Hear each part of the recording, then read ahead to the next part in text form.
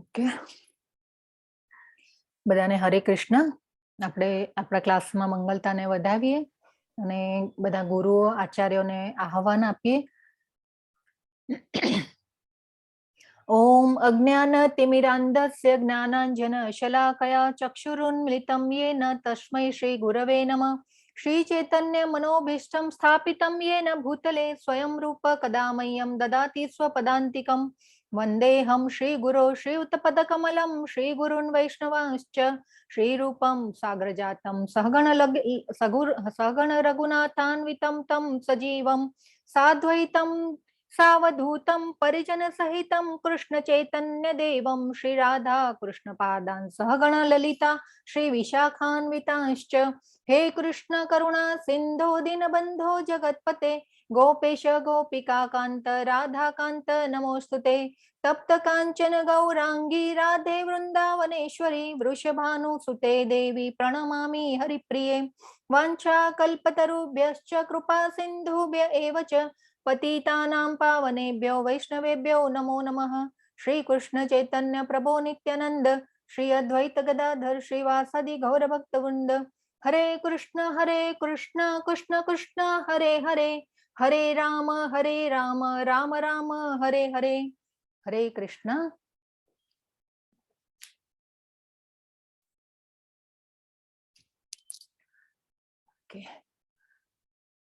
તો આજે બી પાછો આપણે થોડો રીકેપ લઈ લઈએ આગળનો. હું સ્ક્રીન શેર કરું ત્યાં સુધી આપણે હું ક્વેશ્ચન બી પૂછતી જઈશ. ઓકે,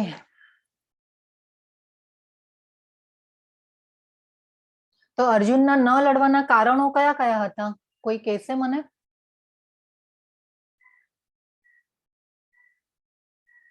હરે કૃષ્ણ. હરે કૃષ્ણ.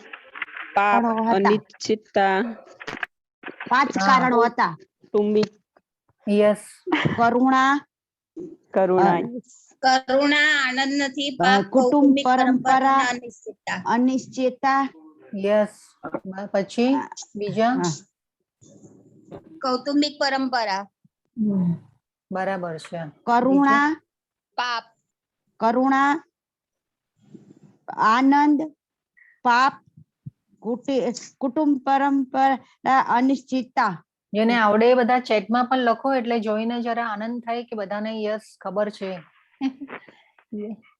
બરાબર છે, બધાને આવડે છે એટલું આપણને યાદ ખબર મને પડે કે બધા યસ. કરુણા, રુદ્ર ભટ્ટ પ્રભુએ લખ્યું છે કરુણા કૌટુંબિક પરંપરાઓ. પછી જે આગળ લખ્યું છે જિજ્ઞાસા પાઠક માતાજી. પછી લખ્યું છે ઓકે જતીન પ્રભુએ લખ્યું છે હરે કૃષ્ણ. ઓકે, બધાએ સાચા જવાબ આપ્યા છે. હરે કૃષ્ણ બધાને. ઓકે, તો હવે આપણે એક છે બીજા અધ્યાયમાં આપણે એક પોઈન્ટ જોયેલો. એ બીજા અધ્યાયના સારમાં આપણે 2 પોઈન્ટ આપણે જોયેલા. કયા કયા હતા? હરે કૃષ્ણ. બીજા અધ્યાયમાં આપણે 2 પોઈન્ટ આપણે ગીતાના સાર અધ્યાયમાં 2 પોઈન્ટ જોયેલા આપણે. ભક્તિ જ્યોતિ નહીં, બ્રહ્મ જ્યોત. યસ, હા, ભગવાનની વ્યાખ્યા થઈ માતાજી. ભગવાન કૃષ્ણ, ભગવાનના ગુણ અને ગુરુની ગુણવત્તા. Yes yes. બીજું હજી આગળ કઈ? આપણે 2 મુખ્ય પોઈન્ટ જોયેલા અધ્યાયમાં. કયા કયા હતા? પરમાત્મા, યસ, એ ભગવાનની વ્યાખ્યામાં 2 આપણે વ્યાખ્યાઓ જોયેલી. આપણે એક બ્રહ્મ, પરમાત્મા અને ભગવાન. અને વ્યાખ્યા હતી એ જે બ્રહ્મ જ્યોત. બ્રહ્મ, યસ માતાજી. તો જે ષડ ઐશ્વર્ય જે વ્યક્તિમાં હોય એને ભગવાન કહેવાય. ને આ જે 6 એ 6 પૂર્ણ છે ભગવાનમાં, આ 6 એ 6 ઐશ્વર્યો એટલે આપણે ભગવાન એમને કહીએ છીએ. એટલે આપણે ભગવાન, જે આ ભગવાનની 2 વ્યાખ્યાઓ જોયેલી. તો આ તો ભગવાનની વ્યાખ્યા થઈ ગઈ, પણ એ જે આખો અધ્યાય જે હતો એમાંથી આપણે 2 પોઈન્ટ ગ્રહણ કરવાના હતા. અને આપણે વાત થઈ હતી કે ભાઈ આ યાદ રાખવાનું. શરણાગત શ્લોક. યસ, શરણાગતિ શ્લોક. વેરી ગુડ માતાજી, ગુડ, ખૂબ સરસ. કોણ બોલો છો? રેખા જરીવાલા, સુરત. યસ માતાજી, ખૂબ સરસ, હરી બોલ. પછી બીજું બી એક પોઈન્ટ હતો બીજા અધ્યાયમાં. બીજા અધ્યાયનો સાર શું હતો? મેઇન જે પોઈન્ટ હતો કે આપણે વારે ત્રણ ગુણથી મુક્ત થવાનું, સત્વ રજસ તમસ. યસ, એ પણ છે, પણ હજી પણ એક હજી રહી ગયો.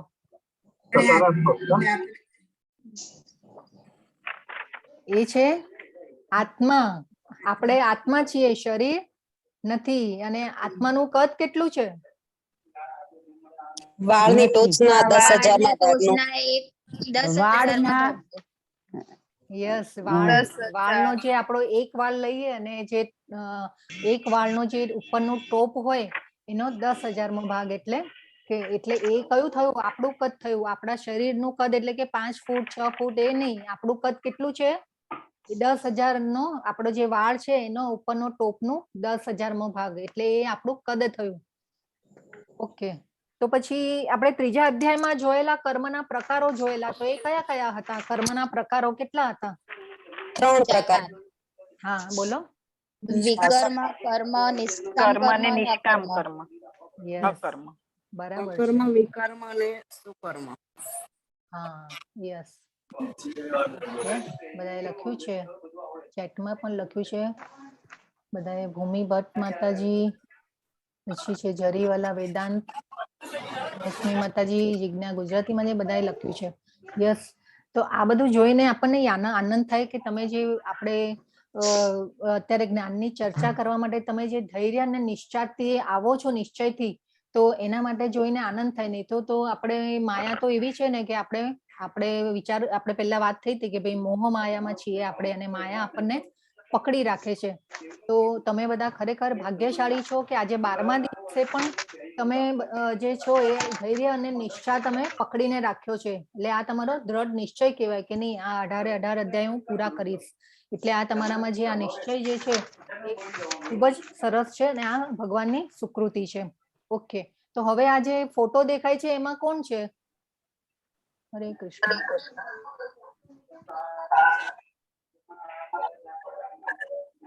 હા, ફોટો દેખાય છે, કોણ છે? ભગવાન કોણ છે? કોઈને ખ્યાલ આવે છે? રામ દરબાર છે. રામ દરબાર છે. યસ, રામ હરે ભગવાન છે. કૃષ્ણ માતા, રામ દરબાર છે. હા, યસ, રામ, સીતા અને લક્ષ્મણજી છે. રામ, લક્ષ્મણ, નીચે કોણ ભરત, છે? શત્રુઘ્ન, હનુમાનજી છે. સુગ્રીવ. હા, યસ. હા. હવે પછી હનુમાન ને સુગ્રીવ. જી માતાજી. પછી આપણો રિયલ બિઝનેસ શું છે? હનુમાન ને સુગ્રીવ. જી માતાજી. આપણો રિયલ બિઝનેસ શું છે? હરે કૃષ્ણ. હરે કૃષ્ણ. આપણો રિયલ બિઝનેસ શું છે? આપણા આટલા અધ્યાય ગયા, આપણે એ જપ કરવો. સમજવાનું છે. યસ, જપ કરવો. બીજું ભક્તિ. ભક્તિ કરવી. યસ. પછી ઠાકોરની સેવા કરવી. સારા કર્મ કરવા. ભગવાનને ભોગ ધરાવો. યસ. બીજું હજી સારા કર્મ. યસ.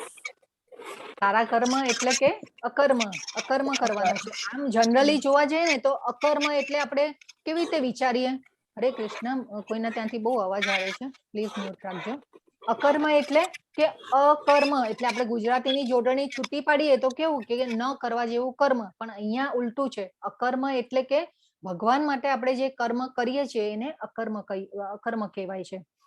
ઓકે, તો આપણે જે આજનો જે અધ્યાય છે એ ભક્તિ યોગ છે. અને અત્યાર સુધીના જે પણ અધ્યાયમાં જે ભગવાને સમજાવ્યું, જ્ઞાન યોગ આપ્યો, કર્મયોગ આપ્યો, અને સાથે સાથે આપણને એ પણ સમજાવ્યું કે જે ભક્તિમાં જે સંકલ્પ નથી કરતા ભક્તિ સેવા કરવા માટે, તો એને બુદ્ધિશાળી મનુષ્ય પણ કીધા કે જે ભક્તિ કરે છે એ બુદ્ધિશાળી મનુષ્ય, પંડિત કહેવાય, સ્થિર બુદ્ધિ વાળો કહેવાય. એટલે આ બધી જે વ્યાખ્યાઓ આપી ભક્તિ સેવા જે કરે છે એના માટેની વ્યાખ્યાઓ અત્યાર સુધી આપી આપણને ભગવાને. અને હવે જે આ ભક્તિ યોગ જે છે, તો હવે ભગવાન કહે છે કે આગળ આ ભક્તિ યોગ આપણે કેવી રીતે, એટલે એના પ્રકાર આપણને કેવી રીતે સમજાવશે ભગવાન, કે આપણે કેવી રીતે ભક્તિ કરવી જોઈએ. કાલે જે અર્જુનને ભગવાને વિશ્વ રૂપ બતાવ્યું, પછી ચતુર્ભુજ રૂપ બતાવ્યું, અને પછી છેલ્લે દ્વિભુજ રૂપ બતાવ્યું. તો હવે પાછા અર્જુનજી જે છે એ પકડી લે છે. અર્જુનજી પાછા પકડીને શું કે છે? અર્જુન ઉવાચ એવમ સતત યુક્તા યે ભક્તાસ્ત્વામ પર્યુપાસતે યે ચાપ્યક્ષરમ વ્યક્તમ તેષામ કે યોગ વિત્તમાહ. અર્જુને પૂછ્યું, જેઓ આપની ભક્તિમય સેવામાં સદૈવ તત્પર રહે છે અથવા જેઓ અવ્યક્ત નિર્વિશેષ બ્રહ્મની ઉપાસના કરે છે, એ આ બેમાંથી કોને વધારે પૂર્ણ એટલે કે સિદ્ધ માનવા? હવે જો અર્જુને કાલે વિશ્વરૂપ જોયું, પછી ચતુર્ભુજ રૂપ જોયું, દ્વિભુજ રૂપ જોયું, એટલે હવે પાછા અર્જુનજી મૂંઝાય છે કે હવે એટલે આમાં પાછું અર્જુનજી આપણા માટે જ પ્રશ્નો પૂછે છે ને આપણી ક્લેરિટી માટે પૂછે છે. અહીંયા શું પૂછ્યું છે ભગવાનને કે અવ્યક્ત નિર્વિશેષ બ્રહ્મની ઉપાસના કરે છે, તો આ બેમાંથી કોને વધારે પૂર્ણ માનવા, કોને સિદ્ધ માનવા? જે ભક્તિમય સેવામાં સદૈવ તત્પર રહે છે અથવા તો જે અવ્યક્ત એટલે કે જે બ્રહ્મની આપણે જે બ્રહ્મ જ્યોતિની ઉપાસના કરે છે, તો આ બેમાંથી કોને વધારે પૂર્ણ સિદ્ધ માનવા? એટલે અર્જુનજીને પણ ખબર હતી કે ભવિષ્યમાં આવા જે પ્રશ્નો છે એ ઉભા થશે, એટલે અર્જુનજી આપણા માટે જ અહીંયા ક્લેરિટી આપે છે. અને આમાં પાછું એક વસ્તુ એ પણ જોવાની છે કે અર્જુન એ વખતે જ્યારે યુદ્ધના મેદાનમાં આ વસ્તુ પૂછી રહ્યા છે, એટલે ત્યારે પણ એવા લોકો હતા કે જે બ્રહ્મની ઉપાસના કરતા હતા. અને અત્યારે પણ આપણે જોઈ રહ્યા છીએ કે આપણે એમ ઘણા એવા જે યોગીઓ હોય છે કે જે હોય છે સંન્યાસીઓ, એ બધા બ્રહ્મની એટલે કે બ્રહ્મમાં ભળી જવાનું, શૂન્યમાં ભળી જવાનું એવી ઉપાસના કરતા હોય છે, એ આપણા ધ્યાનમાં છે. તો ત્યારે પણ એવા લોકો હતા કે આ વસ્તુ કરતા હતા. એટલે અહીંયા જો અર્જુને એ પૂછ્યું કે અવ્યક્ત નિર્વિશેષ બ્રહ્મની ઉપાસના કરે છે, આ બેમાંથી કોને વધારે પૂર્ણ માનવા? તો જે ભગવાને પૂછે કે તમારું વ્યક્ત રૂપ અને અવ્યક્ત રૂપ. વ્યક્ત રૂપ એટલે કે જે ભગવાન પોતે વ્યક્તિ સ્વરૂપે છે, એ ભગવાનને પૂજવા વધારે સારા કે અવ્યક્ત રૂપમાં? તો હવે આગળ ભગવાન જવાબ આપશે. અહીંયા આપણે જે કાલે જોયું હતું કે અર્જુનને વિશ્વરૂપ બતાવ્યું, પછી ચતુર્ભુજ બતાવ્યું, અને પછી ભગવાન જે છે એ પોતાના અસલી રૂપમાં દ્વિભુજ રૂપમાં આવ્યા. હવે જે આ જે કનેક્શન લીધું છે કાલના અધ્યાયનું, અહીંયા 11માં કાલનો જે અધ્યાય હતો આપણો 11મો અને એનો 54મો શ્લોક છે. એટલે ભગવાન કહે છે કે હે અર્જુન, કેવળ અનન્ય ભક્તિ દ્વારા જ મને મૂળ એ રૂપમાં સમજી શકાય છે કે જે રૂપમાં હું તારી સામે ઊભો છું, અને એ જ વિધિથી મારું પ્રત્યક્ષ દર્શન પણ કરી શકાય છે. કેવળ આ જ રીતે તું મારા વિશેના જ્ઞાનના રહસ્યોને પામી શકીશ. એટલે અહીંયા જો ભગવાને કીધું ભક્ત્યા અનન્યયા શક્ય, ભક્ત્યા અનન્યયા શક્ય એટલે કે અનન્ય ભક્તિ દ્વારા જ તું મને પ્રત્યક્ષ દર્શન પણ મારું કરી શકીશ. એ અહીંયા ભગવાને આપણને સમજાવ્યું હતું કાલના શ્લોકમાં પણ.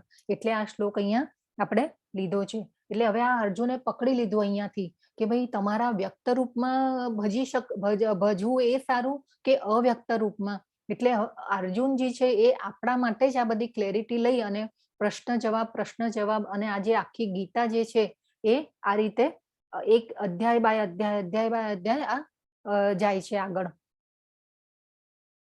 પછી જે છે આ 55મો શ્લોક. હે પ્રિય અર્જુન, જે વ્યક્તિ સકામ કર્મ તથા મનોધર્મના કલ્મશથી મુક્ત થઈને મારી શુદ્ધ ભક્તિમાં તત્પર રહે છે, જે ફક્ત મારે માટે જ કર્મ કરે છે, જે મને જ જીવન લક્ષ્ય સમજે છે અને જે જીવ માત્ર પ્રતિ મૈત્રી ભાવ રાખે છે, તે નિશ્ચિત જ મને પ્રાપ્ત કરે છે.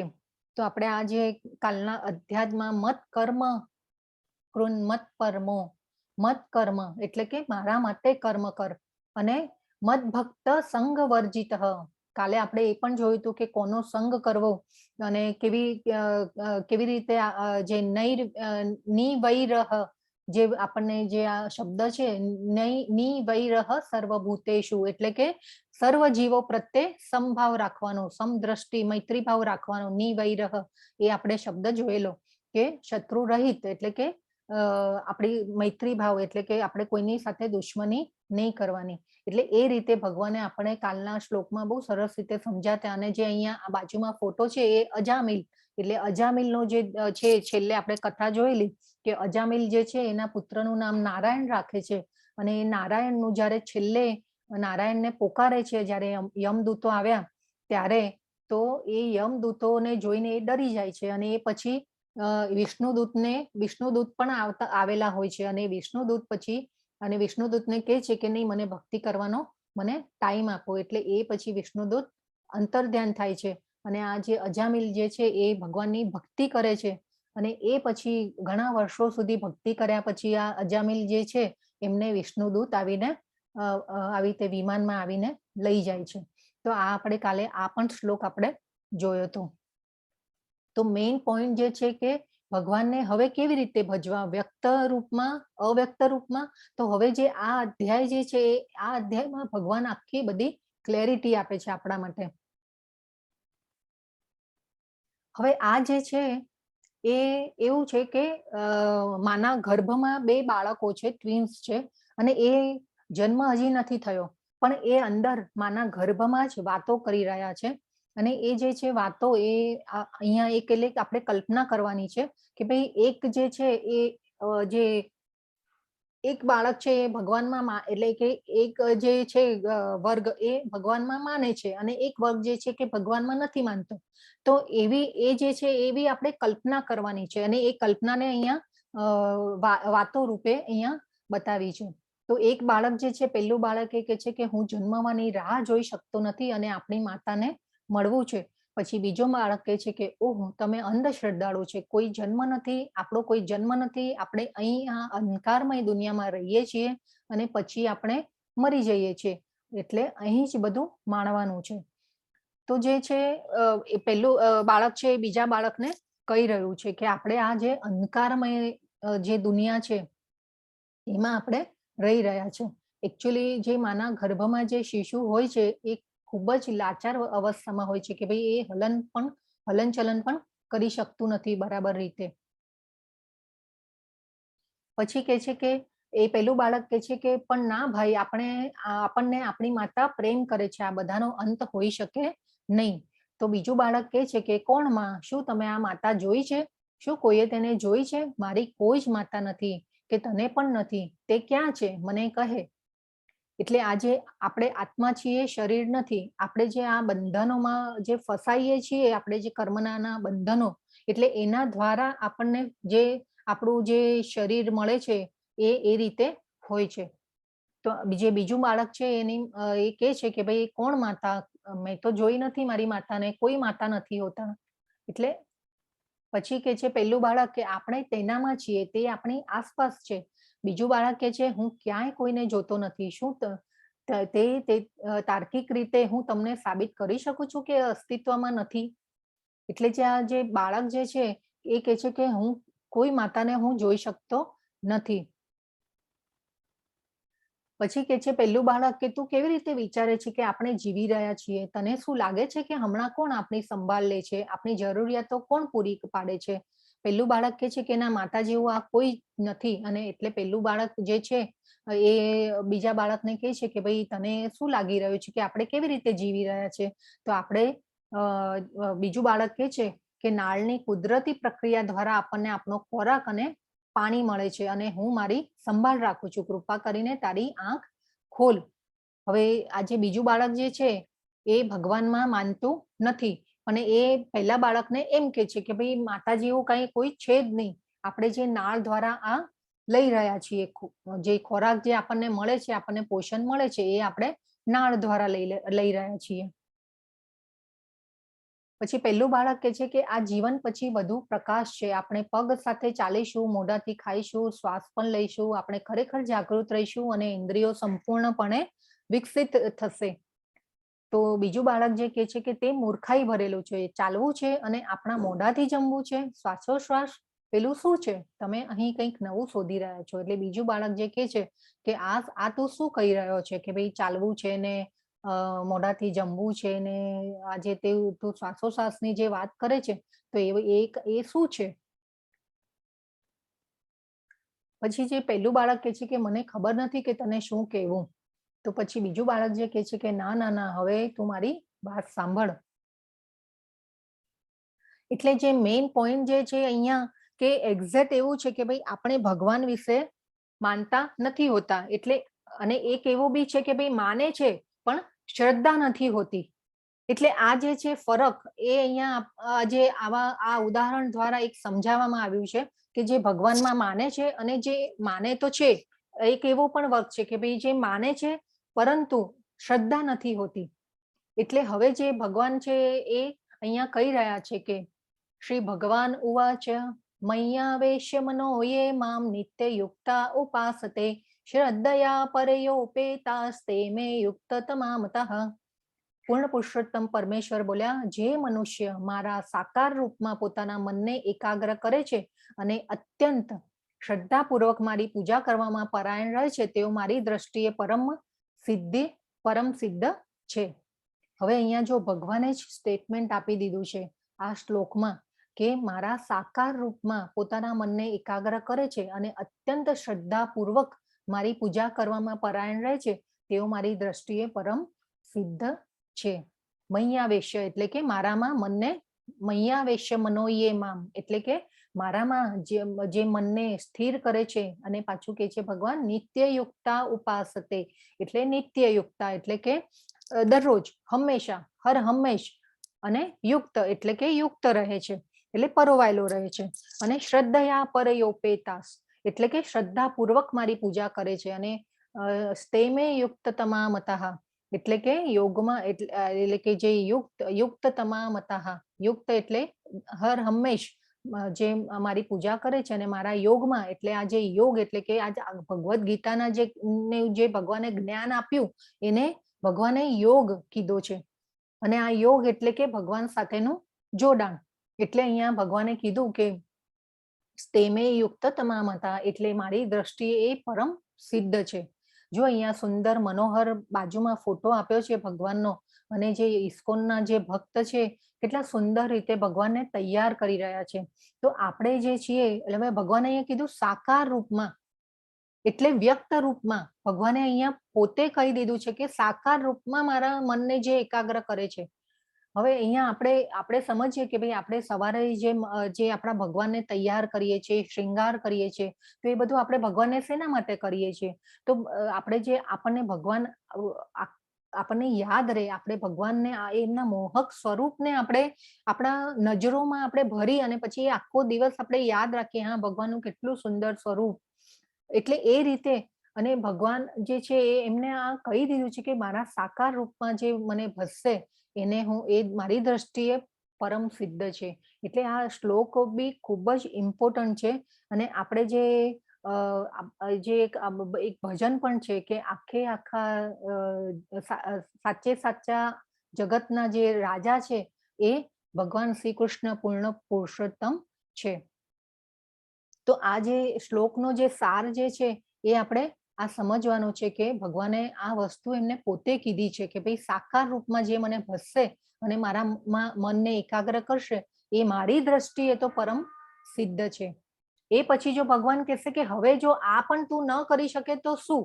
તો ભગવાન આગળ આપણને કહે છે, તો ભગવાન કહે છે પરંતુ જે લોકો આપણી ઇન્દ્રિયોને વશ કરીને તથા સૌ પ્રત્યે સંભાવ રાખીને પરમ સત્યની નિરાકાર કલ્પનાની અંતર્ગત તે અવ્યક્તની પૂર્ણ રીતે પૂજા કરે છે કે જે ઇન્દ્રિયોની અનુભૂતિના પરે છે, સર્વવ્યાપી છે, અકલ્પનીય છે, અપરિવર્તનીય છે, અચલ તથા ધ્રુવ છે, તેઓ સર્વના કલ્યાણમાં પરોવાયેલા રહીને અંતે મને પ્રાપ્ત કરે છે. તો હવે અહીંયા ભગવાને કીધું કે ભાઈ તું આ સાકાર રૂપમાં પણ મને ન ભજી શકે, કે તું આ ન કરી શકે, તો તું અને આ જે છે ભગવાને કીધું કે આ અવ્યક્ત રૂપ એટલે કે બ્રહ્મ એટલે જે કે ધ્યાન ધરે છે કે બ્રહ્મમાં ભળી જવાનું, કે જે પણ જે રીતે આ કે બ્રહ્મ એટલે બ્રહ્મ જે છે એ શું છે કે ભગવાનની જ્યોતિ એટલે ભગવાનના જે દેદીપ્યમાન શરીરમાંથી જે તેજ નીકળે છે એ બ્રહ્મ જ્યોતિ કહેવાય છે.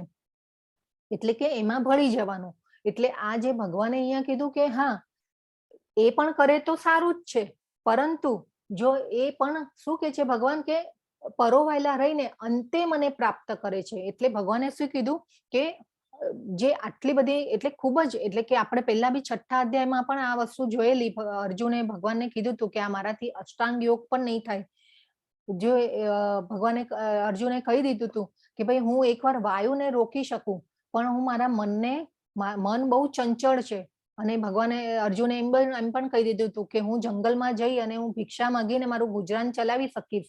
ત્યારે પણ ભગવાને કહી દીધું હતું કે તું ત્યાં જઈશ તો પણ તારી જે મન અને ઇન્દ્રિયો જે છે એ તારી સાથે જ આવશે. આપણે એક ઓલો સાધુનો ફોટો પણ જોયેલો કે તારી મન અને ઇન્દ્રિયો સાથે આવશે. તો ભગવાન એ કહે છે કે એ રસ્તો બી સારો છે, સાચો છે, પરંતુ પણ એ કેવો છે કે અંતે મને પ્રાપ્ત કરે છે. પણ આપણને તો કેવો રસ્તો આપી દીધો? શુદ્ધ ભક્તિમય સેવાનો ડિરેક્ટલી રસ્તો આપી દીધો છે કે અને ભગવાને એ પણ કીધું કે મૃત્યુ સમયે જે મને યાદ કરે છે એ સીધો વૈકુંઠ લોકને પામે છે. એ પણ ભગવાને આપણને આગળ કહી દીધેલું. તો અને આપણે જો ઘણીવાર આપણે માળા પણ કરતા હોય ને તો આપણું માળામાં ચિત્ત હોય, બેસીને માળા કરતા હોય, પણ આપણું જ્યારે મન હોય ને ક્યારેક આપણે માળા ફેરવતા હોઈએ પણ મન જે છે એ ક્યાંનું ક્યાં પહોંચી જતું હોય છે. એટલે એ મનને છે ને આપણે પાછું લાવવાનું. જપ માળા કરતા હોય ને, જો ઘણાએ એક્સપિરિયન્સ બી કર્યો હશે ઘણા લોકોએ, તો આ જે માળા જે છે ત્યારે પણ આપણું મન કેવું છે, ચંચળ છે, આપણું ક્યાંનું ક્યાં પહોંચી જતું હોય છે ને ક્યાંના ક્યાં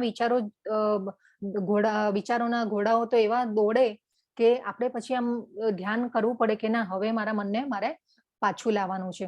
તો આ વસ્તુ આપણે ફીલ કરી છે. એટલે આપણે જે છે ભગવાન કહે છે કે આપણે કળિયુગમાં તો પ્રભુપાદે બી કીધું કે આનું અનુકરણ, જ્યારે અષ્ટાંગ યોગમાં આપણે 6થા અધ્યાયમાં જોયેલું કે આનું અનુકરણ અત્યારના સમયમાં ન થઈ શકે. પછી કે છે ભગવાન ક્લેશો અધિકતરસ્તેષામ અવ્યક્તા સક્ત ચેતસામ અવ્યક્તા હિ ગતિર દુઃખમ દેહવદ્ભિર્વાપ્યતે. જે મનુષ્યોના મન પરમેશ્વરના અવ્યક્ત નિરાકાર સ્વરૂપ પ્રત્યે આસક્ત હોય છે તેમને માટે પ્રગતિ કરવાનું અત્યંત કષ્ટપ્રદ હોય છે. દેહધારીઓ માટે તે ક્ષેત્રોમાં પ્રગતિ સાધવી એ હંમેશા દુષ્કર હોય છે. જો પાછું ભગવાને આપણા માટે જ કહી દીધું કે દેહધારીઓ એટલે કે આપણા જેવા મનુષ્ય, દેહધારીઓ એટલે ભગવાને કીધું ક્લેશો અધિકતરસ્તેષામ, એટલે કે ક્લેશો એટલે કે જો આ રસ્તે જશે એટલે આ નિરાકાર નિર્બ્રહ્મમાં જે આપણે બ્રહ્મમાં ભળી જવાનું ને જે નિરાકાર અવ્યક્ત રૂપમાં આપણે ભગવાનને ભજીએ તો એ ભગવાન કહે છે કે દેહધારીઓ માટે તે ક્ષેત્રોમાં પ્રગતિ સાધવી એ હંમેશા દુષ્કર હોય છે. એટલે ભગવાન આપણને સમજાવે છે કે તું આ રસ્તે પણ જઈ શકે, આ રસ્તે પણ જઈ શકે, તું મારા વ્યક્ત રૂપમાં પણ ભજી શકે, અવ્યક્ત રૂપમાં પણ ભજી શકે છે, એ પણ કરી શકે છે, પરંતુ દેહધારીઓ માટે આ ક્ષેત્રમાં પ્રગતિ સાધવી એ હંમેશા દુષ્કર હોય છે. એટલે આપણને ભગવાન એક પછી કે ભાઈ તું આ ન કરી શકે તો આ કર, આ ન કરી શકે તો આ કર, આ ન કરી શકે તો આ. એટલે ભગવાન આપણને અહીંયા ઓપ્શન આપી રહ્યા છે કે ભાઈ દેહધારીઓ, અને ભગવાન પાછું ક્લિયર કટ કહે છે કે દેહધારીઓ માટે આ ક્ષેત્રમાં પ્રગતિ સાધવી એ હંમેશા દુષ્કર હોય છે. અને આપણને ભગવાન કહી રહ્યા છે કે તું આ રસ્તે આવીશ તો બહુ ઉબડ ખાબડ છે, તું પહોંચતા સુધીમાં તો તારા શરીરના ફૂરચા નીકળી જશે.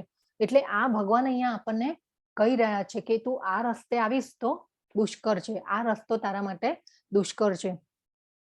એટલે જો હવે આ શ્લોકના કીધા પછી પણ જો આપણે એ વિચારીને આપણે બ્રહ્મમાં ભળી જવાનું ને શૂન્યમાં ભળી જવાનું ને પ્રકાશમાં ભળી જવાનું, તો એ બધું ભગવાન આપણા માટે બધું દુષ્કર છે.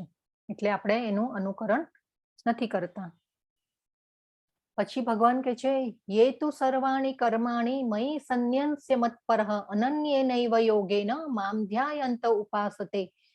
જો આ શ્લોકમાં ભગવાને કીધું કે યે તુ સર્વાણી કર્મણી, પરંતુ જે મનુષ્ય પોતાના સર્વ કર્મ મારામાં અર્પિત કરીને તથા અવિચળ ભાવે ભક્તિ કરતા રહી, મારી સેવામાં લાગેલા રહી અને પોતાના મનને મારામાં સ્થિર કરી નિરંતર મારું ધ્યાન કરે છે, તેમના માટે હે પાર્થ, હું જન્મ મરણ રૂપી સાગરમાંથી તત્કાળ ઉદ્ધાર કરનારો થાઉં છું. અહીંયા બીજું પાછું પાર્થ કીધું. હવે પાર્થ કેમ કીધું? હરે કૃષ્ણ, હરે કૃષ્ણ. યસ, પૃથાપુત્ર છે, પણ કેમ કીધું? પૃથાપુત્ર અને કૌંતિય વારે વારે ભગવાન કે છે અર્જુનને, તો એ કેમ કે છે? કેમ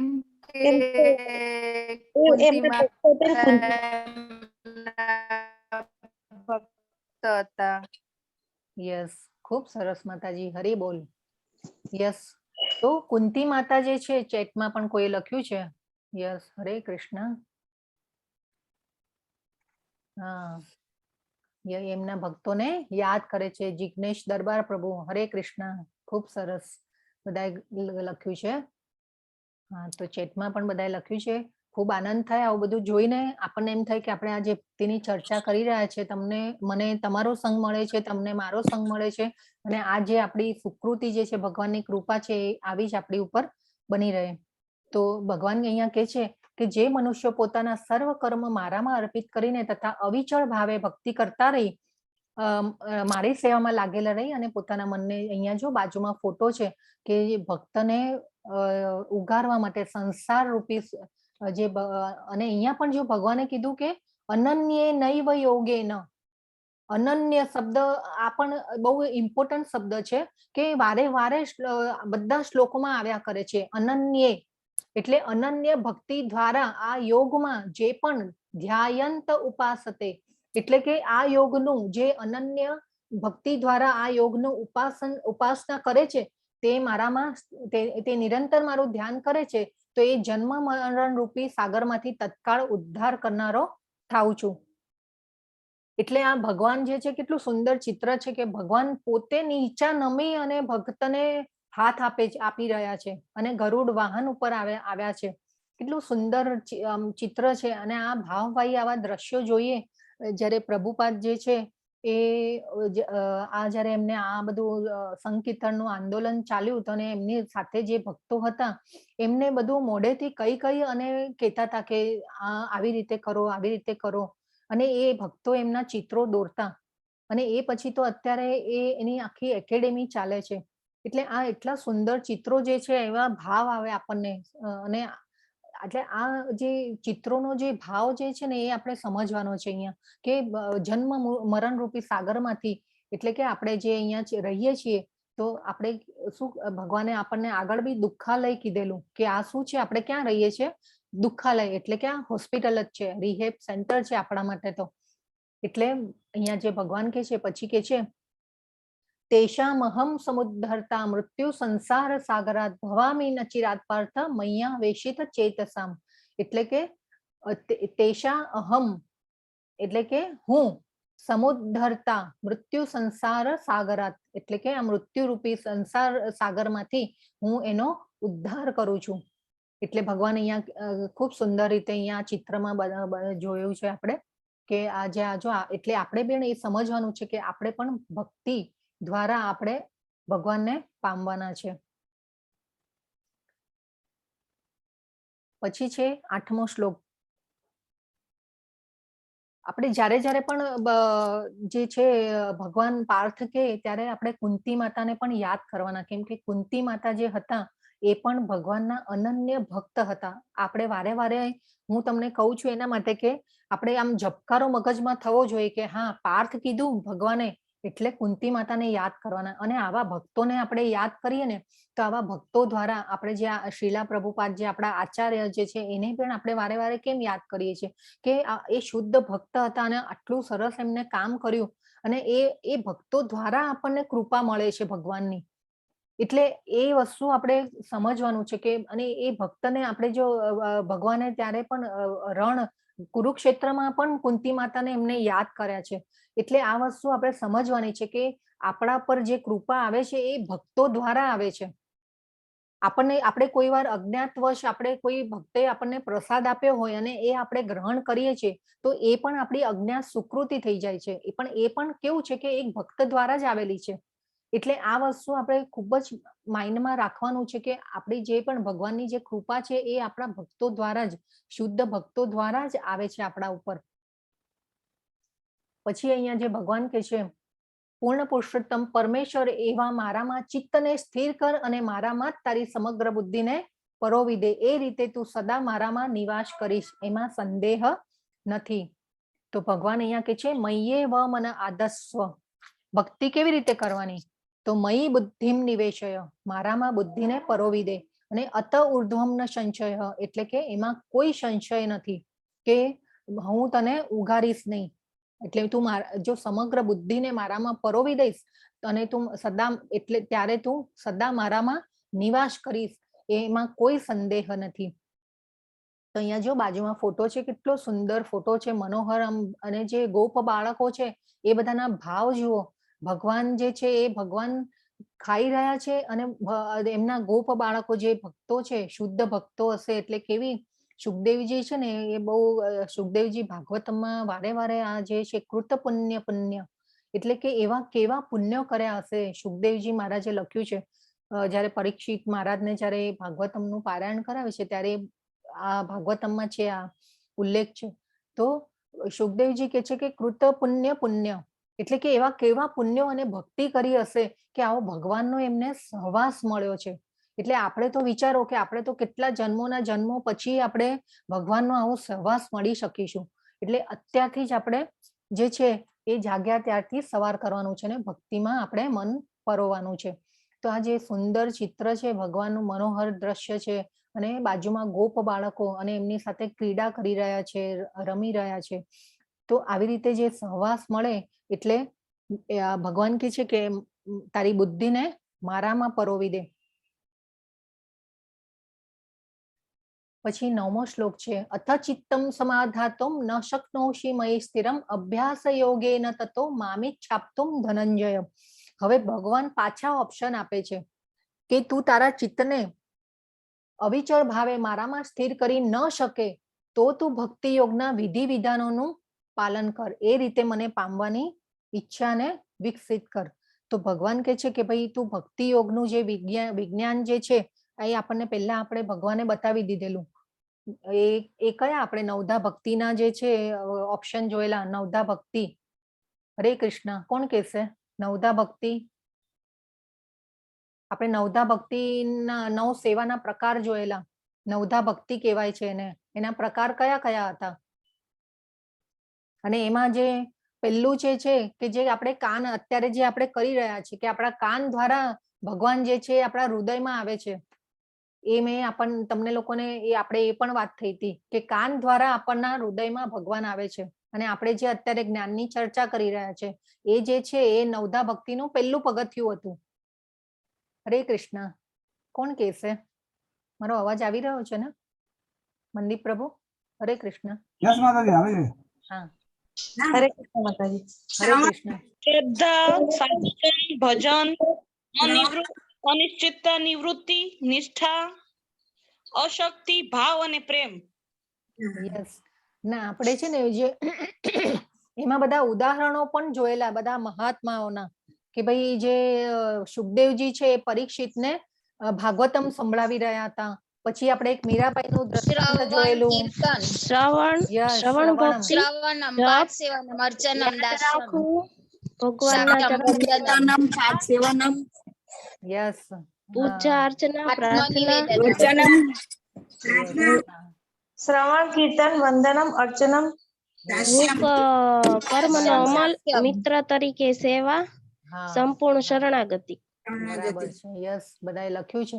જિજ્ઞા ગુજરાતી માતાએ લખ્યું છે, જયાબેન સોલંકીએ લખ્યું છે. ખૂબ સરસ, ખૂબ સરસ. હરી બોલ. નથી ફાવતું આ લખવા માટે. હા, કઈ વાંધો નહીં. તો તમારે અનમ્યુટ કરીને પછી બધાએ બોલવાનું. બધા થોડુંક હજી બી ટેકનોલોજી થ્રુ આપણે બધા જરા થોડું આપણને એમ થાય આ પહેલી વાર બધા હોય કે ઝૂમ થી જે બધા ન હોય એક્ટિવ, એટલે ચાલે ક્યારેક એવું થાય. કઈ વાંધો નહીં. ઓકે, તો આપણે જે 9મો શ્લોક જોઈએ, એ પ્રિય અર્જુન, તો લખેલું હોય એમને સ્ક્રીનશોટ મૂકી દેવાનો. ઓકે, તો હે પ્રિય અર્જુન, હે ધનંજય. જો અહીંયા પાછો ધનંજય કીધું છે ભગવાને. જો તું તારા ચિત્તને અવિચળ ભાવે મારામાં સ્થિર કરી ન શકે તો તું ભક્તિ યોગના વિધિ વિધાનોનું પાલન કર, એ રીતે મને પામવાની ઈચ્છાને વિકસિત કરી શકીશ. જો પહેલા કીધું કે તું તારી બુદ્ધિને સ્થિર કર, પહેલા તો ભગવાને કીધું કે સાકાર રૂપમાં તું મારી ભક્તિ કરીશ તો તું એ પૂર્ણ સિદ્ધ કહેવાય. બરાબર છે. પછી જો કીધું કે ભગવાને કીધું કે તું તારી બુદ્ધિને મારામાં પરો. હવે પાછો અહીંયા ભગવાન ઓપ્શન આપે છે કે તું એ પણ ન કરી શકે તો તું ભક્તિ યોગના વિધિ વિધાનોનું પાલન કર, એ રીતે મને પામવાની ઈચ્છાને વિકસિત કરી શકીશ. એટલે કે આ જે નવધા ભક્તિ જે આપણને કીધી ભગવાને કે ભાઈ શ્રવણમ, કીર્તનમ, અર્ચનમ, વંદનમ, પછી પાદ સેવનમ, દાસ્યમ, શાક્યમ અને આત્મનિવેદન. તો એ જે છે ભક્તિ યોગના જે વિધિ વિધાનોનું પાલન કરવાનું. એટલે આપણે જે કરીએ છીએ કે પત્રમ પુષ્પમ ફલમ તોયમ, એ આપણે ભગવાનને ધરીએ, પછી આપણે જે શ્રૃંગાર કરીએ, તો એ પણ ભક્તિ યોગના વિધિ વિધાનોમાં આવે. પરંતુ ભગવાન કે છે કે એ પણ તું ન કરી શકે. અહીંયા શું કે છે કે ભગવાન કે છે કે અભ્યાસ યોગે ન તતો મામી છાપતુમ ધનંજય. પરંતુ પરંતુ જો તું આ પણ ન કરી શકે તો હવે આગળ પાછું ઓપ્શન આપશે ભગવાન. આપણને ઘણી વાર લાગે કે ભાઈ આપણે જે છીએ સવારે વહેલા નથી ઉઠી શકતા, આપણને એમ લાગે કે કોઈ વાર તબિયતની અનુકૂળતા હોય, ન અનુકૂળતા હોય, ન કરી શકીએ, પણ આપણને ઘણી વાર એમ થાય કે ભાઈ આપણે મંગલા આરતીમાં ઉઠવું પણ છે, પણ તે છતાં પણ નિંદ્રા દેવી કબજો કરતી હોય આપણા ઉપર. તો આપણે પણ એકવાર ભગવાન શું કે છે કે અભ્યાસ યોગે ન થતો, અને દ્રઢ નિશ્ચય અને અભ્યાસ જો તું કરીશ તો તું એમાં આગળ વધી શકીશ. એટલે ભગવાન, અને પછી એ બી છે કે ભાઈ આપણે એકાદશીનો ઉપવાસ, એટલે આવા જે વિધિ વિધાનો જે છે, એકાદશીનો ઉપવાસ કરવો, એ દિવસે અન્ન ન ખવાય, તો એ પણ આપણે એક આ વિધિ વિધાનોમાં આવે. પણ ભગવાન કે છે કે મારામાં પ્રેમ હોય કે ન હોય, તું વિધિપૂર્વક મારા ભક્તિ યોગના વિધિ વિધાનોનું પાલન કર તો તું નક્કી મને પ્રાપ્ત કરી શકીશ. એટલે ભગવાને આપણને બહુ ખૂબ સહેલા નિયમો આપ્યા છે, આપણા માટે એટલી અનુકૂળતા કરી આપી છે કે ભગવાનને ખ્યાલ હતો કે ભાઈ આ કળિયુગમાં આવો સમય આવશે, લોકો નહીં કરી શકે, એટલે આપણને ભગવાને આ બધી ઓપ્શન આપ્યા છે કે આ રીતે તું કર તો તું મને ડિરેક્ટલી, જો ભગવાને એ પણ કહી દીધું છે કે મૃત્યુ સમયમાં, એટલે કે અંતકાલે મારું જે સ્મરણ કરશે એ તો સીધો વૈકુંઠમાં આવશે, વૈકુંઠને પામશે, એ પણ ભગવાને કહી દીધું છે. એટલે આપણને આ જે શ્લોક છે એ પણ ખૂબ જ મહત્વનો છે કે અભ્યાસ દ્વારા તું મને પામી શકીશ. એટલે આપણે જે છે એ જપમાળાનું જે આપણું જે છે કીર્તન, એ આપણે ચાલુ રાખવાનું છે. યજ્ઞ નામ જપ યજ્ઞોસી, એટલે એ તો આપણે કરતા જ રહેવાનું છે. પછી ભગવાન કે છે કે તું એ પણ ન કરી શકે કે સપોઝ તું વિધિ વિધાનોનું યોગ્ય પાલન ન પણ કરી શકે તો તું તારે શું કરવાનું? તો ભગવાન શું કે છે, અભ્યાસે સમર્થોસી મત્કર્મ પરમો ભવ મદર્થમપી કર્માણી કુર્વન સિદ્ધિમ વાપ્સ્યસી. જો તું ભક્તિ યોગના વિધિ વિધાનોનું પાલન કરી ન શકે તો મારા માટે કર્મ કરવાનો પ્રયત્ન કર, કારણ કે મારા માટે કર્મો કરવાથી તું પૂર્ણ અવસ્થાને પ્રાપ્ત કરી શકીશ. તો ભગવાને કીધું કે તું એ પણ ન કરી શકે તો તારે મારા માટે કર્મ કરવાનો પ્રયત્ન કરવાનો. હવે એકવાર આપણા જે નામાનિષ્ઠા પ્રભુ જે છે, શ્રી રાધા ગોવિંદ મંદિરના જે આપણે, જેમના દ્વારા આપણે આ જ્ઞાનની ચર્ચા કરી રહ્યા છીએ, આ જે કોર્સ જે લઈને આવ્યા નામાનિષ્ઠા પ્રભુ, તો એમની પાસે એક વ્યક્તિ આવે છે અને એ વ્યક્તિ કહે છે કે ભાઈ હું કઈ આપી નહીં શકું, મારાથી એ શક્ય નથી, પરંતુ તમે કહેતા હોય, મને કડિયા કામ બહુ સારું આવડે છે, જો તમે કહેતા હોય તો હું મંદિર માટે હું કરવા માટે તૈયાર છું, અને એ પણ હું કેવી રીતે કરીશ, હું કોઈ મજૂરી લીધા વગર, કોઈ મહેનતાણું લીધા વગર હું એ કરીશ. તો આવું કામ બી જો ભગવાન કે છે કે આવું પણ કરીશ, મારા માટે કર્મ કરીશ તો પણ મને એ પ્રિય છે અને તું મને પ્રાપ્ત કરીશ. ભલે ને આપણને જે પણ આવડતું હોય, ભગવાન કે છે કે તું વિધિ વિધાનોનું પાલન ન પણ કરી શકે તો તું આ રીતે મારા માટે કર્મ કરવાનું કર. તો ભગવાન એમ કે છે, અને ભગવાને પહેલું શું કીધું કે શુદ્ધ ભક્તિ, એટલે કે સાકાર રૂપમાં ભજ. પછી બીજું કીધું કે વિધિ વિધાનો દ્વારા નિયમોનું પાલન કરીને ભક્તિ સેવા કર. પછી જે ભગવાન કે છે કે મારા માટે કર્મ કર. હવે ભગવાન પાછું આગળ એ બી કહેશે કે તું આ પણ ન કરી શકે તો તું શું કરી શકે, એ પણ આગળ ભગવાન આપણને કહેશે. હવે 3 ઓપ્શન આપણને આપી દીધા, હવે ભગવાન ચોથું પણ ઓપ્શન આપણને આપી રહ્યા છે કે આ પણ ન થાય તો તું શું કરી શકે. હવે હું તમને એડવાન્સમાં કહી દઉં છું કે ત્યાગ. ભગવાન આગળ કે છે કે ત્યાગ કર. તો એ ત્યાગ કેવો કરવાનો એ આપણને ભગવાન કહી દેશે. તો ભગવાન જે છે એ એક એક ડગલા એક પછી એક આપણને ઓપ્શન આપતા જાય છે. એટલે ભગવાનને આ વસ્તુ ખબર હતી કે ભાઈ કળિયુગમાં આવો ટાઈમ આવશે, અને આ જે કળિયુગ જે છે એ 4,32,000 વર્ષનો કળિયુગ છે, અને એમાંથી આપણે જે સમયનો ચાર્ટ જોયેલો, એમાં આપણે જોયેલું કે 5,117 વર્ષ વીત્યા છે કળિયુગના. એટલે તમે વિચારો કે હજી કેટલા વર્ષો બાકી છે કળિયુગના. અને હજી કેવો સમય આવશે એ આપણે વિચારવાનું છે કે હજી એ પછી તો કેવો હજી અત્યારનો સમય આપણે જોઈ રહ્યા છીએ કે સમાજમાં કેવું બધા જે છે અત્યારે જે પહેલા આપણા જે વડીલો હોય ને એ ઘણીવાર આપણને કહેતા હોય કે ભાઈ અમારા સમયે તો બહુ સારું હતું, એ આપણે જોયેલું છે. તો અત્યારનો જે સમય જે છે એ આપણે વિચારવાનું છે. એટલે આ રીતે આપણે કમ્પેર કરવાનું છે કે ભાઈ આપણા જે વડીલો જે અત્યારે જે દાદાઓ કે દાદી કે નાના નાનીઓ જે હોય એ લોકો આપણને ઘણીવાર એ લોકોના સમયની વાતો કરતા હોય. તો આ રીતે આપણે સમયને કમ્પેર કરવાનો છે કે આ સમય આપણો હજી આપણે જે અત્યારે છે સમય એના કરતા પછીનો સમય કેવો હશે. તો આ જે ભગવાન કે છે કે તું આ પણ ન કરી શકે તો તું શું કરી શકે. તો ભગવાન કે છે યત કરોશી યદ્રાશી યત શ્રાસી યજ્જુહોશી દદાસી યત તપસ્યસી કૌંતેય તત કુરુષ્વ મદર્પણમ. હે કુંતી પુત્ર, તું જે કંઈ કરે છે, જે કંઈ ખાય છે, જે કંઈ પણ અર્પિત કરે છે અથવા દાન આપે છે અને જે તપસ્યા કરે છે તે સર્વ મને સમર્પણ કર. અહીંયા સુંદર, ખૂબ સુંદર જે શ્રી શ્રી રાધા ગોવિંદ મંદિર જે છે એમનું સુંદર વિગ્રહ રૂપ છે અને બાજુમાં આપણા શ્રીલા પ્રભુપાદ છે, એમને વંદન. શ્રી શ્રી રાધા ગોવિંદ મંદિર, જે રાધા ગોવિંદ ભગવાનને વંદન, શ્રીલા પ્રભુપાદને વંદન. પછી જે ભગવાન કે છે કે યત કરોશી યત શાશ્રી, એટલે કે જે કંઈ પણ કરે છે, જે પણ કંઈ ખાય છે, જે પણ કંઈ દાન આપે છે, તપ કરે છે, જે પણ કંઈ કરે છે એને તું શું કર, મારા માટે સર્વ મને અર્પિત કર, એટલે કે સમર્પણ કર. એટલે આ જે ભગવાન જે છે એ કે છે કે જે કંઈ પણ શક્તિ ભગવાને આપી છે આપણને કરવા માટે કે ભાઈ આપણે જે પણ દાન તપ પુણ્ય જે પણ કરીએ એ ભગવાન કે છે કે તું મને સમર્પિત કર. ભગવાન એ કહી રહ્યા છે અહીંયા.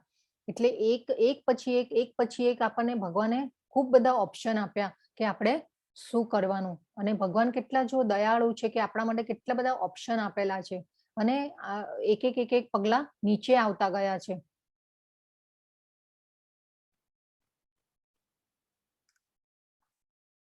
એટલે આ જે ભગવાન, એટલે જે આ શ્લોકના જે સંદર્ભમાં જે છે, તો આપણે આજે ઇસ્કોન દ્વારા જે શ્રી શ્રી રાધા ગોવિંદના મંદિર તરફથી આજે ચાલી રહ્યો છે કોર્સ, એટલે આ અને ઇસ્કોન જે આપણી સંસ્થા જે છે સંપ્રદાય, તો એ લોકો એમને ત્યાં આવી રીતે વ્યવસ્થા કરેલી છે કે આપણે જો સપોઝ દાન કરીએ છીએ તો એ જે પ્રોપર જગ્યા પર જઈ રહ્યું છે. તો આ જે છે અહીંયા સમજાવ્યું છે કે ભાઈ ત્યાં જે ઇસ્કોનની આ જે વેબસાઇટ જે છે ત્યાં એ લોકોને આપણે કરી શકીએ છીએ સેવા તરીકે. તો આ ભગવાન અહીંયા ઇસ્કોન તો અહીંયા કહે છે કે ભાઈ આ વેબસાઇટ ઉપર આપણે તુલસી હરિ સેવા કરી શકીએ છીએ, પુષ્પ અલંકાર સેવા કરી શકીએ છીએ, રાજભોગ સેવા જે છે એ પણ થઈ શકે છે, પછી સર્વ સેવા પણ થઈ શકે છે. એટલે આ જે પુષ્પ અલંકાર સેવા છે, પછી બીજું જે છે નીચે ખીર અને નૈવેદ્ય જે છે એના માટેની પણ સેવા થઈ શકે છે, ધૂપ સેવા પણ થઈ શકે છે ભગવાનની. તો આ જે ભગવાનની જે આ ઇસ્કોનની જે આ વેબસાઇટ છે એના ઉપર આ બધું થઈ શકે છે. આપણી જે સેવા જે છે એ આ રીતે આપણે દાન કરી શકીએ છીએ ત્યાં. અને આ જે ઇસ્કોન જે છે એમાં જે આ લાઈફ પેટ્રોન જે છે એ ખૂબ જ સુંદર અને સરસ સેવા છે કે એની આપણે મેમ્બરશિપ, જો ઇસ્કોન સંપ્રદાયની આપણે જો મેમ્બરશિપ લઈએ છીએ તો એક કાર્ડ આપવામાં આવે છે.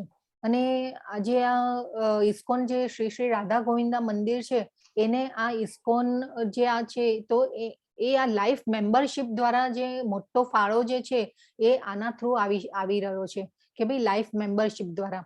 અને આ બધું જે યોગ્ય, એટલે કે આ જે દાન આવે છે એને યોગ્ય જગ્યાએ એને સંચિત કરવામાં આવે છે. તો અને આ જે એક લાઈફ મેમ્બરશિપ જો આપણે લઈએ છીએ તો એ કાર્ડ આપવામાં આવે છે અને એ જે કાર્ડ હોય તો એ આપણે ક્યારે પણ કોઈ ઇસ્કોનના જે પણ સેન્ટરમાં જવાનું થાય કે કોઈ એવી જગ્યાએ કે જ્યાં ઇસ્કોનના સેન્ટર હોય તો એ ત્યાં જવાનું થાય ત્યારે ઇસ્કોન દ્વારા જ બનાવેલી એ વ્યવસ્થા ત્યાં હોય છે અને ત્યાં રૂમ એલોટ કરવામાં આવે છે. અને એડવાન્સમાં આપણે થોડું ઇન્ફોર્મ કરવું પડે, પણ 3 દિવસ ત્યાં આપણે રહી શકીએ છીએ. અને મંગલા આરતીમાં પણ ભાગ લઈ શકીએ, પ્રસાદ લઈ શકીએ, ત્યાં જપમાળા કરી શકીએ.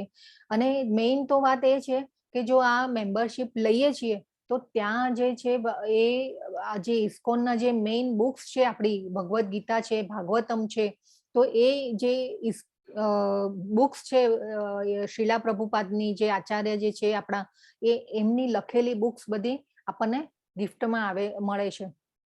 તો એ આપણને જે પણ ભાષામાં જોઈતો હોય એ ભાષામાં આપણને મળી રહે છે. અને એ જે આ મેમ્બરશિપની જે રકમ છે એ પણ બહુ ખૂબ જ એ લોકોએ રિઝનેબલ રાખેલી છે. ને આ બધું આપણે જે છે એ વેબસાઇટ ઉપર મળી જાય છે. તો અને ત્યાં એવી પણ વ્યવસ્થા છે કે ભાઈ દર આપણા કઈ જન્મ દિવસ હોય કે સારા દિવસો હોય તો ત્યાં એ પૂજા કરવામાં આવે છે. અને મંદિરોના જે પણ કાર્યક્રમો થાય, જો મેમ્બરશિપ લઈએ છીએ તો મંદિરના કાર્યક્રમો હોય ત્યાં સ્પેશિયલી ઇન્વાઇટ પણ કરવામાં આવે છે. એટલે આ એક જે છે એ સેવા છે. તો આપણો જે આ ઇસ્કોન સંપ્રદાય છે અને આપણા શ્રીલા પ્રભુપાદ જે છે એમને જ આ વ્યવસ્થા બધી નિર્મિત કરેલી છે.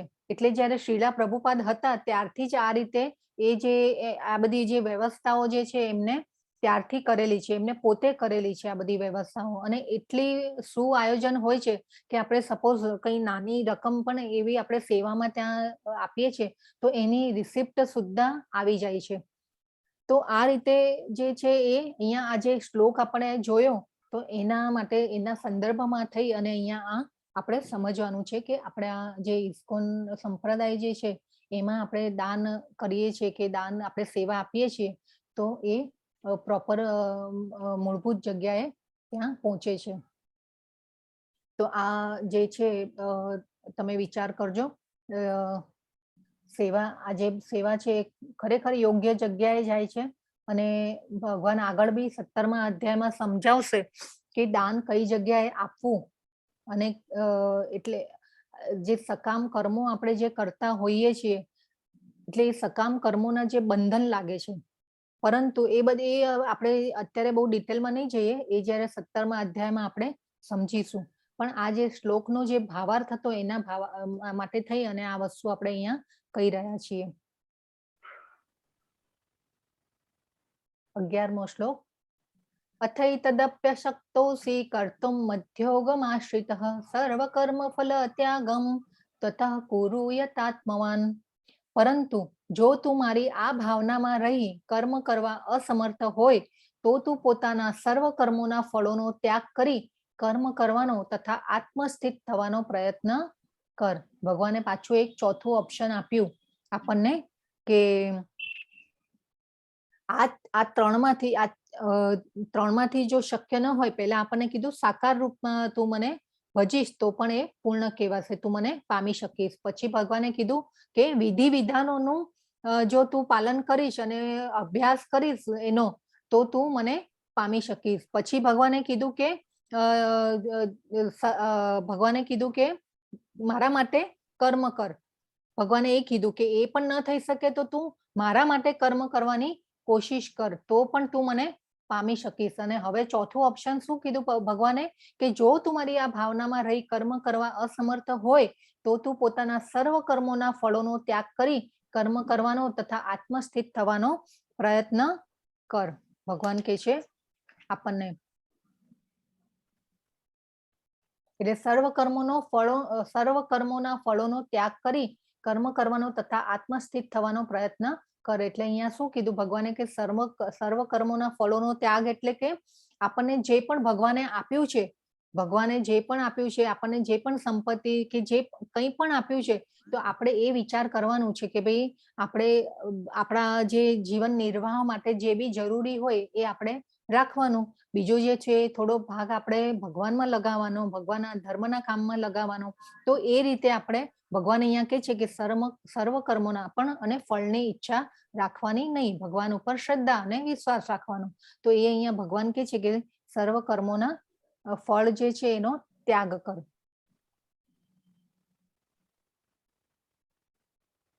પછી ભગવાન કહે છે શ્રેયો હિ જ્ઞાનમ અભ્યાસાજ જ્ઞાનાદ ધ્યાનમ વિશિષ્યતે ધ્યાનાત કર્મ ફલત ત્યાગાત શાંતિરનંતરમ. જો તું આ અભ્યાસ અપનાવી ન શકે તો જ્ઞાનના અનુશીલનમાં પરોવાઈ જા. જો કે જ્ઞાન કરતા ધ્યાન શ્રેષ્ઠ છે અને ધ્યાનથી પણ કર્મફળનો ત્યાગ શ્રેષ્ઠ છે, કારણ કે આવા ત્યાગ દ્વારા મનુષ્ય મનની શાંતિ પ્રાપ્ત કરી શકે છે. તો ભગવાને કીધું અહીંયા શું કીધું, જ્ઞાન કરતા ધ્યાન શ્રેષ્ઠ છે. એટલે આપણે જો આપણે એકવાર એ પણ વાત થઈ હતી કે આપણે બહુ વેદોનું ઉપનિષદોનું જ્ઞાન લઈશું, પણ પરંતુ તે છતાં પણ જો ભગવાનની ભક્તિમાં લીન નહીં થઈએ તો પણ આપણે ભગવાન કહે છે કે એ અધૂરું છે. હવે અહીંયા ભગવાન કહે છે કે જ્ઞાન કરતા ધ્યાન શ્રેષ્ઠ છે. જો અહીંયા બાજુમાં ફોટો છે તો બધા બાળકો જે છે એ વેદોનું જ્ઞાન લઈ રહ્યા છે. એ પછી ભગવાન કહે છે કે એના જ્ઞાન કરતા શું શ્રેષ્ઠ કીધું, ધ્યાન શ્રેષ્ઠ કીધું. અને ધ્યાન કરતા પણ કર્મફળનો ત્યાગ શ્રેષ્ઠ છે, એ આપણને ભગવાને કહી દીધું. એટલે અહીંયા ભગવાને એકદમ ક્લિયર કટ વાત કરી છે આ અધ્યાયમાં બધી, કે તું આ ન કરી શકે તો આ કર, આ ન કરી શકે તો આ કર, આ ન કરી શકે તો આ કર. પણ મારી દ્રષ્ટિએ આ યોગ્ય છે, એ બધામાં કહી દીધું છે કે બધું બરાબર છે, પણ આપણે કયો ઓપ્શન પકડવાનો છે એ આપણે વિચારવાનું છે. આપણને એ બી કહી દીધું કે જે ધ્યાન યોગ જે આપણને 6થા અધ્યાયમાં જે કીધું હતું ભગવાને કે એ અઘરું છે. આપણને આગળ પણ એક શ્લોકમાં કહી દીધું, ક્લેશો અધિકતરસ્તેષાં. પછી આપણને અહીંયા ભગવાન કહે છે, અહીંયા બાજુમાં જો એક ફોટો છે કે જે ફળ વાળી એકવાર ભગવાનના ત્યાં આવે છે અને ભગવાનને હાથમાં ફળ આપે છે, અને એટલી પરસેવે રેપ જે થયેલી હોય છે એ બાઈ ફળ વેચવા માટે આવે છે ત્યારે, અને ભગવાનનું સુંદર મોહિત સ્વરૂપ જોઈ અને એ એટલી એકદમ એ ભગવાનમાં એ થઈ જાય છે એકાકાર, અને એ પછી ભગવાન જે છે એમના હાથમાં જેટલા બી ફળ આવે એટલા લઈ લે છે અને ટોપલો એ ભગવાનને એ આપી દે છે બધા ફળ. અને એ પછી ભગવાન છે એનો ટોપલો હીરા જવેરાતથી ભરી દે છે. એટલે અત્યારે તો આપણે એમ વિચારવું કે આપણા કઈ હીરા જવેરાત ભરવા નહીં આવે, પણ આપણે ભગવાન જે આપણને આપણી પાત્રતા પ્રમાણે આપે જ છે ભગવાન, એ બી ભગવાને કહી દીધું કે ભાઈ હું તારી પાત્રતા પ્રમાણે હું તને આપીશ, જે મને જે રીતે શરણાગત થશે એ રીતે હું એને ફળ આપીશ, એ પણ ભગવાને આપણને કહી દીધું. એટલે આ ભગવાન જે આખી ભગવદ્ ગીતાને જો એક જ શબ્દમાં કેવું હોય કે ભાઈ આખો ભગવદ્ ગીતાનો આખો સાર શું છે, તો આપણે એ રીતે કહી શકીએ કે ભાઈ ભગવત શરણાગતિ. ભગવદ્ ગીતાનો જે આખી ભગવદ્ ગીતાનો જો સાર ને શોર્ટમાં કેવો હોય, એક જ શબ્દમાં કેવો હોય, તો શું કહેવાય, ભગવત શરણાગતિ. એટલે આપણે જો ભગવાનની શરણાગતિ લેવાની છે, અને ભગવાન કહે છે કે તું આ નહીં કરે તો આ નહીં કરે તો આમ કર, આમ કર. અને ભગવાન છેલ્લે કહે છે કે આવા ત્યાગ દ્વારા મનુષ્ય મનની શાંતિ પ્રાપ્ત કરી શકે છે.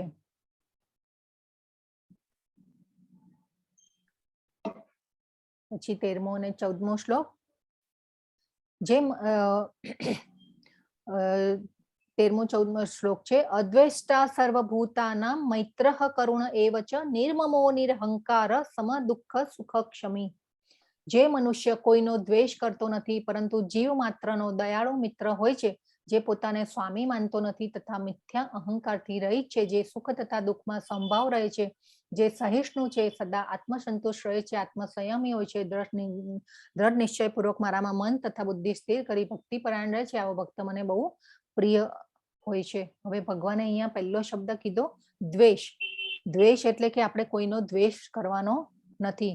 આ પહેલા પણ ભગવાને કીધું તું અર્જુનને કે તું મારો દ્વેષ કરતો નથી, પણ બીજા શબ્દમાં કીધો તો, એટલે હું તને આ જ્ઞાન આપી રહ્યો છું. એ કયો શબ્દ હતો? મેં તમને કીધું તું કે આ યાદ રાખજો.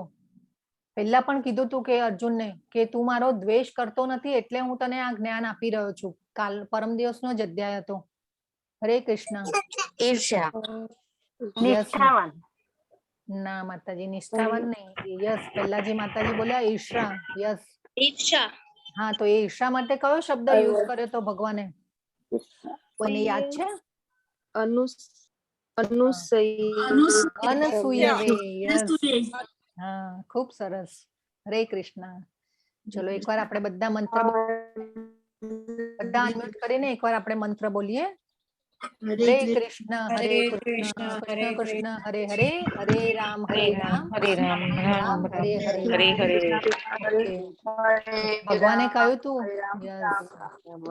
તો ભગવાને કીધું તું કે તું મારી ઈર્ષ્યા નથી કરતો, દ્વેષ કરતો નથી, એટલા માટે હું જે છે હું તને આ બધું જ્ઞાન આપી રહ્યો છું. એટલે આપણે પણ આ વસ્તુ સમજવાની છે. આપણે બધાને મિત્ર ભાવે, સમભાવે જોવાના છે. આપણે કોઈને દ્વેષ નથી કરવાનો, ઈર્ષ્યા નથી કરવાનો. એ પછી અને આપણે ઈર્ષ્યા કરીને એટલે તો આપણે અહીંયા છીએ. આપણે એક અધ્યાયમાં સમજાતા કે આપણે બધા ભગવાનના ધામમાં હતા, પણ આપણે ઈર્ષ્યા કરી એટલે આપણે અહીંયા છીએ. એ આપણે જોયું તું આગલા અધ્યાયમાં. પછી ભગવાન કે છે મૈત્ર કરુણ એવચ. તો જે મિત્ર, જે પરંતુ જીવ માત્રનો દયાળુ મિત્ર હોય છે, એટલે કે જે બધાને સમભાવે, મિત્ર ભાવે જુએ છે. અને એ છે કે ભગવાને કીધું કે કરુણા, મૈત્ર કરુણ એવચ, એટલે અહીંયા દયાળુ મિત્ર હોય છે. એટલે કે કરુણા, કરુણા જે છે એ અર્જુને પહેલા જ જે ન લડવાના કારણોમાં કરુણા કીધી હતી. એટલે ભગવાનનો ભક્ત કેવો હોય છે? કરુણા, એનામાં કરુણા હોય છે, દયા હોય છે. એ આપણે અહીંયા સમજવાનું છે કે કરુણા ભગવાને ન લડવાના કારણોમાં અર્જુને કીધેલું એ પહેલું જ હતું. એટલે આપણે શું કરવાનું છે કે કોઈ પણ વ્યક્તિને મન, વચન અને કર્મથી આપણે દુઃખી કરવાના નથી. પછી જે કે છે કે નિર્મમો નિરહંકાર. નિર્મમો નિરહંકાર એટલે ભક્ત કેવો હોય? અહંકાર વગરનો. અહંકાર, નિર્મમો નિરહંકાર, અહંકાર રહિત હોવો જોઈએ ભક્ત. અને એ અહંકાર કેવો? આપણને તો કેવું હોય છે? અહંકાર કેવો હોય છે? આપણો અહંકાર કે ભાઈ મારી પાસે આટલા રૂપિયા છે એટલે આપણે સિક્યોર થઈ ગયા છે. પછી મારી પાસે પોઝિશન, પાવર, રૂપિયા, સુંદરતા, એ આપણો અહંકાર હોય છે. અને એ જે છે અહંકાર, એ આપણો ખોટો અહંકાર હોય છે. અને પણ અહંકાર કેવો? અહંકાર જે છે એ બે પ્રકારના હોય છે. આપણે પહેલા પણ વાત થઈ ગઈ હતી કે સાચો અહંકાર પણ હોવો જોઈએ. અને આ જે અહંકારના જે છે બે પ્રકાર છે કે એક ટ્રુ ઈગો અને ફોલ્સ ઈગો. એટલે આપણે જે સાચો અહંકાર અને ખોટો અહંકાર, એટલે એ બે વસ્તુને આપણે સમજવાની છે. તો સાચો અહંકાર કેવો હોવો જોઈએ? અને પ્રભુપાદ તો કે છે કે આ ઈગો હોવો જ જોઈએ. કેમ કે આપણે એ હંમેશા રહેવો જ જોઈએ, સાચો ઈગો. કે આપણે આપણું એક સ્વતંત્ર, કેમ કે આપણું એક સ્વતંત્ર અલગ વ્યક્તિત્વ છે આપણું. એટલે એ અહંકાર હંમેશા રહેવો જોઈએ. અને એ અહંકાર કેવો હોવો જોઈએ? કે ભાઈ હું ભગવાનનો સેવક છું, હું શાશ્વત સેવક છું ભગવાનનો. અને હંમેશા આપણે જે છે ભગવાનના સેવકનું કામ છે કે પૂર્ણ માટે સેવા કરવી. અને હંમેશા એ વિચારવાનું કે પૂર્ણ માટે આપણે કેવી રીતે સેવા કરી શકીએ. તો એ આપણે અહીંયા જોવાનું છે. એટલે ભગવાને કીધું કે નિર્મમો નિરહંકાર, એટલે ભક્ત કેવો હોવો જોઈએ? નિરહંકાર, એટલે કે અહંકાર વગરનો. પણ આ અહંકાર પ્રભુપાદે લખ્યું છે ચોખ્ખું ગીતા, ભગવદ્ ગીતામાં એટલું સરસ વર્ણન આપ્યું છે પ્રભુપાદે કે અહંકાર હોવો જોઈએ, પણ કેવો અહંકાર? આવો હોવો જોઈએ. પછી જે કે છે કે સમ દુઃખ સુખ ક્ષમીહી, એટલે સુખ અને દુઃખમાં જે સ્થિર રહે છે. અને ક્ષમીહી એટલે કે ક્ષમાવાન, એટલે કે જે ક્ષમા કરી શકે છે. એટલે શત્રુઓ પ્રત્યે પણ દયાનો ભાવ રાખે છે. તો ધીરે ધીરે જે છે એ આ બધા ગુણો આપણામાં, ભક્તિ કરીએ છીએ તો આ ગુણો આપણામાં ડેવલપ થાય છે. અને આ જે ભક્તિ જેમ જેમ આપણે કરતા જઈશું ને એમ એક્સપિરિયન્સ આપણને થતો જશે. અને આપણું જીવન જે છે ને એ બેલેન્સ થતું જશે. ત્યારે આપણે સમજવાનું કે હા, આપણે હવે ભક્તિમાં સ્થિર થઈ રહ્યા છીએ. આ જે ગુણો જે છે ને આ બધા ડેવલપ કરવાના ગુણો છે કે ભાઈ કોઈનો દ્વેષ ન કરવો, દયાળુ, કરુણા. પછી આ બધા જે છે ભક્તના ગુણો દર્શાવ્યા છે ભગવાને. એટલે આપણામાં છે ને ઓલરેડી ઇનબિલ્ટ હોય જ છે, પણ આપણે જે માયાના પ્રભાવમાં આવી જઈએ છીએ ને એટલા માટે થઈને આ બધા જે છે એ દબાઈ જાય છે.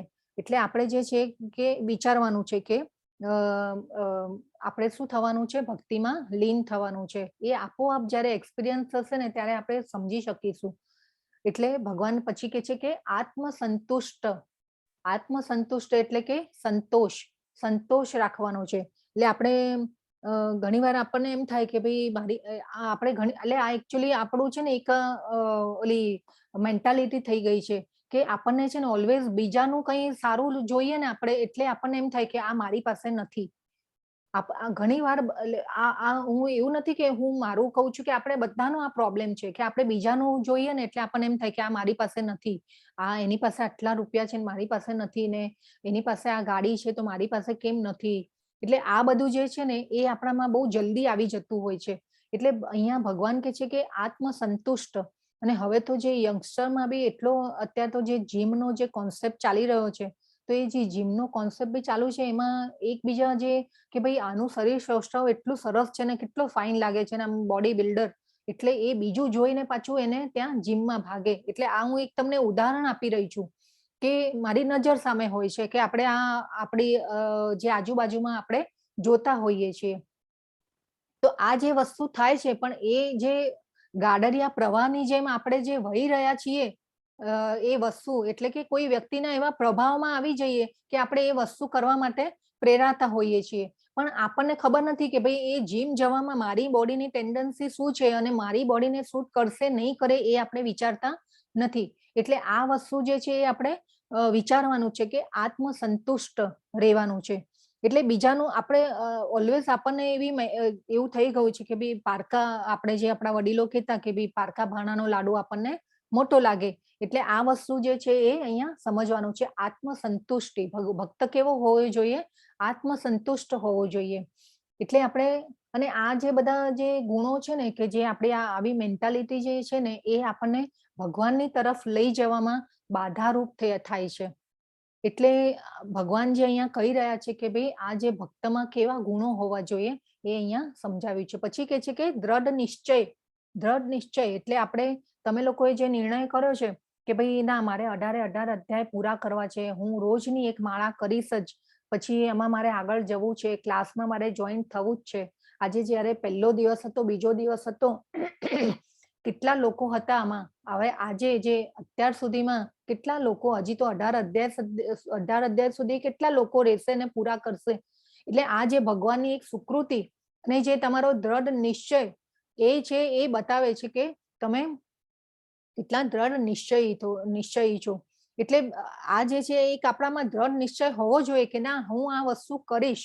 એટલે આપણે હું 18 અધ્યાય પૂરા કરીશ, પછી ક્વિઝ 18 અધ્યાયની આપીશ. એટલે આ જે તમારો દ્રઢ નિશ્ચય છે એ તમને ભગવાન પ્રત્યે લઈ જાય છે. એટલે આ દ્રઢ નિશ્ચયી જે થવું એ પણ ખૂબ ઇમ્પોર્ટન્ટ છે. એટલે આપણને એમ થાય કે ભાઈ, આપણને ઘણી વાર એમ થાય કે ભાઈ આખો દિવસ શું આ કરવાનું અને કેટલું કામ હોય છે, આખો દિવસ કેવી રીતે યાદ રહે ભગવાન, અને એવું થાય કે યાદ રહે એમ કે ના યાદ રહે. એટલે આપણને ઘણી વાર આવા વિચારો આવતા પણ હોય, પણ તે છતાં બી એ ભગવાને જે છે એ આપણને સહેલા રસ્તા બતાવ્યા છે કે શું કરવાનું.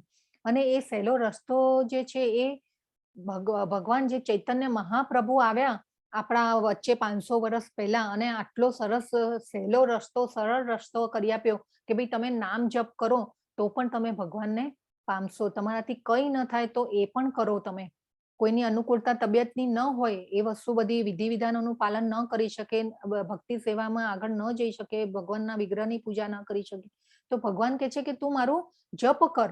અને આ ખુદ ચૈતન્ય મહાપ્રભુ આપણને આવીને કહી ગયા. એટલે આપણે જે આ બાજુમાં જે ફોટો છે સુદામા, તો ભક્ત કેવા હોવા જોઈએ? તો એનું કે છે કે અહીંયા ભગવાન જે છે પોતે દાખલો બેસાડ્યો છે. અને જયારે સુદામા જે પૌવાની પોટલી લઈને આવ્યા ત્યારે સુદામાના ભગવાને ચરણ ધોયા છે, અને સાક્ષાત લક્ષ્મીજી છે એમને પંખો નાખી રહ્યા છે. અને ભગવાને શું આમાં દાખલો એક બેસાડ્યો છે. આપણને પહેલા બી આપણે જોયેલું કે જે મહાપુરુષો જે આચરણ કરે એની આવનારી પેઢી આપણે પાછળ પાછળ અનુકરણ કરતી જાય. યદ્યદાચરતી શ્રેષ્ઠ તત્તત દેવે તરોજના. એટલે આ આપણે જોયેલું કે જે મહાપુરુષો જે આચરણ કરે છે, એટલે કે અહીંયા ભગવાન પોતે ઉદાહરણ રૂપ બન્યા છે, એક્ઝામ્પલ રીતે બન્યા છે કે જે ભક્ત જે છે ભક્તની એમને સેવા પણ કરી છે. એટલે અહીંયા જોયું કે ભગવાનને ભક્ત કેટલો વાલો હોય છે. તો આ રીતે ભગવાનના એમને ચરણ ધોયા છે.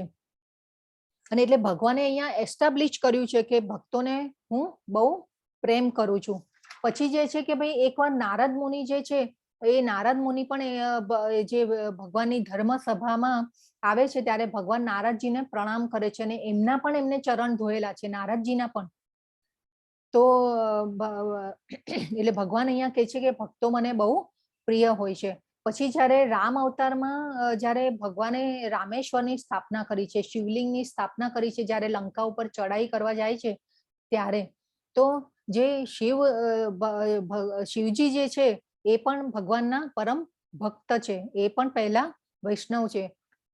અને શિવજી જે છે એ એમની રુદ્ર ગીતા કરે છે. ભાગવતમમાં ખૂબ સરસ વર્ણન છે કે ભગવાન જે છે શિવજી જે છે એ ભગવાનની રુદ્ર ગીતા અને એમની કીર્તિનું રુદ્ર ગીતા કે છે અને જે ભગવાનની કીર્તિનું ગાન કરે છે. ખૂબ સુંદર વર્ણન છે ભાગવતમમાં, તમે ખરેખર વાંચજો. જો એકવાર પહેલા આપણે ગીતાને ફોકસ કરવાનું, એ પછી થાય એ પછી આપણે ભાગવતમ ઉપર જવાનું. અને આપણે કાલે એ પણ જોયું હતું કે કોઈ ભક્તોનો સંગ ન મળે આપણને, તો આપણે આ બુક્સનો જે સંગ કરીએ એ પણ ખૂબ જ આપણે ભગવાન સુધી આપણને લઈ જાય છે. તો આ રીતે જે શિવજી જે છે એમને પણ ભગવાનના બહુ ખૂબ મોટા ભક્ત છે શિવજી પણ. અને પ્રભુપાદ તો જે એમ લખે છે કે જે પણ કોઈ ભક્ત બનવાનો પ્રયત્ન કરે છે અને ભક્તિમાં આગળ વધે છે, તો જે દેવો જે છે એ એમની સેવા કરવાનો મોકો શોધતા હોય છે. એટલે જો આપણે પહેલા પણ કીધેલું કે ભાઈ ભગવાન છે ને આપણને અનુકૂળતા કરી આપે કે ભાઈ આર્થિક જરૂરિયાત માટે બહુ મહેનત ન કરવી પડે, અને એ ભગવાન અનુકૂળતા એવી કરી આપે કે આપણે ભક્તિમાં આગળ વધી શકીએ. એટલે એ રીતે ભગવાન પ્રભુપાદ બહુ સરસ સુંદર વર્ણન કર્યું છે. અને એ પ્રભુપાદ કહે છે કે આપણે અહીંયાથી ડિરેક્ટલી આપણે ભગવાનના ધામમાં જઈ શકીએ છીએ. એટલે એ જે દેવી દેવતાઓ હોય છે એ ભક્ત બનવાનો જે પણ કોઈ ટ્રાય કરે છે એની સેવા કરવાનો મોકો શોધતા હોય છે. કેમ કે દેવી દેવતાઓને પણ ખબર છે કે વૈકુંઠમાં જવા માટે કે ભાઈ ભગવાનના ધામમાં જવા માટે પણ કેટલી મહેનત કરવી પડે છે. તો આપણને તો અહીંયા કેટલો સરળ રસ્તો ભગવાને કહી દીધો છે કે તું ભક્તિ સેવા કરીશ તો તું સીધો મારા ધામને પામીશ. એટલે આપણને જે છે કે ભાઈ સાધન સંપન્ન કરી અને સગવડો આપે છે દેવી દેવતાઓ, અને આપણે એ બધી જે આપણે ભગવાનની ભક્તિ જે છે એ આપણે કરી શકીએ છીએ. એટલે આ જે ગુણો જે છે એ આપણને સ્વાભાવિક રીતે આપણા આમાં ડેવલપ થાય છે. આપણે ભગવાનની ભક્તિમાં આગળ વધીએ છીએ તો આપણામાં આ બધા ગુણો આવતા જાય છે. પછી જે 15મો શ્લોક છે, જે કોઈને કષ્ટ આપતો, જે ભક્ત કોઈને કષ્ટ આપતો નથી અને જે અન્ય કોઈના કારણે અસ્વસ્થ થતો નથી, જે સુખ તથા દુઃખમાં ભય તથા ચિંતામાં સંભાવયુક્ત રહે છે, એવો ભક્ત મને બહુ પ્રિય હોય છે. હવે અહીંયા જે બાજુમાં એક છે ને ફોટો છે, એમાં જે શિવજી છે, પાર્વતી માતા છે. આ ખૂબ સુંદર કથા છે, ભાગવતમમાં વર્ણન છે એનું. અને શિવજી જે છે એ રુદ્ર ગીતાનું જે નહીં સોરી ભાગવતમનું પારાયણ કરતા હોય છે. અને એ ભાગવતમનું પારાયણ કરવા માટે બધા દેવો, ઋષિઓ, મહર્ષિઓ એ બધા એકત્ર થયેલા હોય છે. તો ત્યારે એવી વસ્તુ બને છે કે એક ચિત્રકેતુ કરીને રાજા હોય છે. તો એ ચિત્રકેતુ રાજા જે છે એ ત્યારે એમની ત્યાં એ બાજુથી પસાર થઈ રહ્યા હોય છે. એટલે ત્યારે તો એવી શક્તિ હતી અને એવા પ્લેનો હતા કે ભાઈ એક લોકમાંથી બીજા લોકમાં બધા જઈ શકે. એટલે એ એવી રીતે અને એ ચિત્રગુપ્ત જે રાજા હોય છે એ પણ ખૂબ જ ભગવાનના મોટા ભક્ત હોય છે, શુદ્ધ ભક્ત હોય છે. તો એ જ્યારે અને ત્યારે શું થાય છે કે જ્યારે શિવજી જે છે પાર્વતીજી છે એમના ખોળામાં બેસેલા હોય છે શિવજીના. એટલે એ શિવજીના ખોળામાં બેસેલા હોય છે એટલે એ ચિત્રગુપ્ત જે રાજા હોય છે એને થોડુંક સ્મિત આવે છે. અને સ્મિત આવે છે એટલે જે પાર્વતીજી છે એ એમની નજર પડે છે અને પાર્વતીજી જુએ છે કે ભાઈ આ સ્મિત કરી રહ્યો છે કે હું શિવજીના ખોળામાં બેસી છું. અને પાર્વતીજીને સમજાય છે કે ભાઈ હું આ ખોળામાં બેઠેલી છું એટલે એને હાસ્ય આવે છે. એટલે આ જુએ છે માતા અને એ કહે છે કે ભાઈ આ હસવાનો થોડો વિષય છે, હસવાનો મુદ્દો છે. એટલે ચિત્રકેતુને કહે છે કે હું તને શ્રાપ આપું છું કે તું અસુર યોનિમાં જન્મ લઈશ. એટલે હવે આપણને પણ વિચાર થાય કે ભાઈ આપણે બી જો પતિના ખોળામાં આપણે બેસેલા હોય તો અત્યારે તો લોકો હજાર વિચાર કરે, પણ આપણે જે શુદ્ધ પ્રેમનું સ્વરૂપ જ જોયું નથી. જે ભગવાને એટલે જે કહેવાય ને કે પ્રેમનું શુદ્ધ સ્વરૂપ, પ્રેમના શુદ્ધ સ્વરૂપને આપણે બીજી રીતે લેતા હોઈએ છીએ. એકચ્યુઅલી એકવાર મેં ક્યાંક હું ગયેલી ને ત્યારે મેં ચિત્ર જોયેલું કે ભાઈ રાધાજીનો ભગવાન જે છે પૂર્ણ પુરુષોત્તમ ભગવાન એ રાધાજીનો ચોટલો ગૂંથતા હોય છે. એટલું સુંદર દ્રશ્ય હતું. પણ આ જે માધુર્ય ભાવ જે છે એનું આપણે આ વસ્તુને આપણે સમજી જ નથી શકતા. આપણે જે પ્રેમની જે રીત છે એને કોઈ બીજી રીતે જ લઈ રહ્યા છીએ. એટલે આ શુદ્ધ સ્વરૂપ જે છે પ્રેમ માધુર્ય ભાવનું એ આપણે સમજી નથી શકતા. આપણે ડિટેલમાં બહુ નહીં જઈએ, પણ આ જે શિવજી એટલે પછી પાર્વતીજી જે છે એ એમને શ્રાપ આપે છે ચિત્રકેતુ રાજાને અને કહે છે કે તમે અસુર યોનિમાં જન્મ લેશો. હવે ચિત્રગુપ્ત રાજા જે છે એ તો શુદ્ધ ભક્ત હતા અને એ પછી તરત જ નીચે વિમાન લે છે અને ઉતરે છે અને ભગવાન પાસે જાય છે, ભગવાનને નમસ્કાર કરે છે, માતાને નમસ્કાર કરે છે અને પછી કહે છે કે અને કોઈ હાવભાવ વગર આ જે શ્રાપ જે છે એને સ્વીકાર કરી લે છે કે માતા તમે જે પણ શ્રાપ આપ્યો એ હું સ્મિત સાથે હું એને સ્વીકાર કરું છું. અને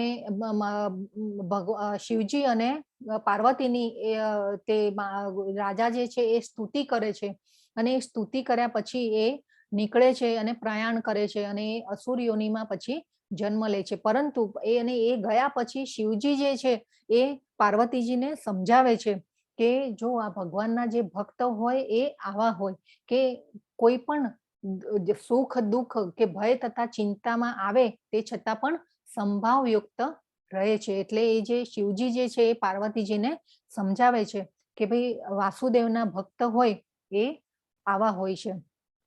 અને જે શિવજી જે છે એ જે પ્રથમ વૈષ્ણવ છે, ભગવાનના શુદ્ધ ભક્ત એટલે પહેલા ભક્ત શિવજી છે. રુદ્રનો અવતાર છે પણ વૈષ્ણવા નામ યથા શંભો એટલે શિવજી જે છે તે પહેલા વૈષ્ણવ છે.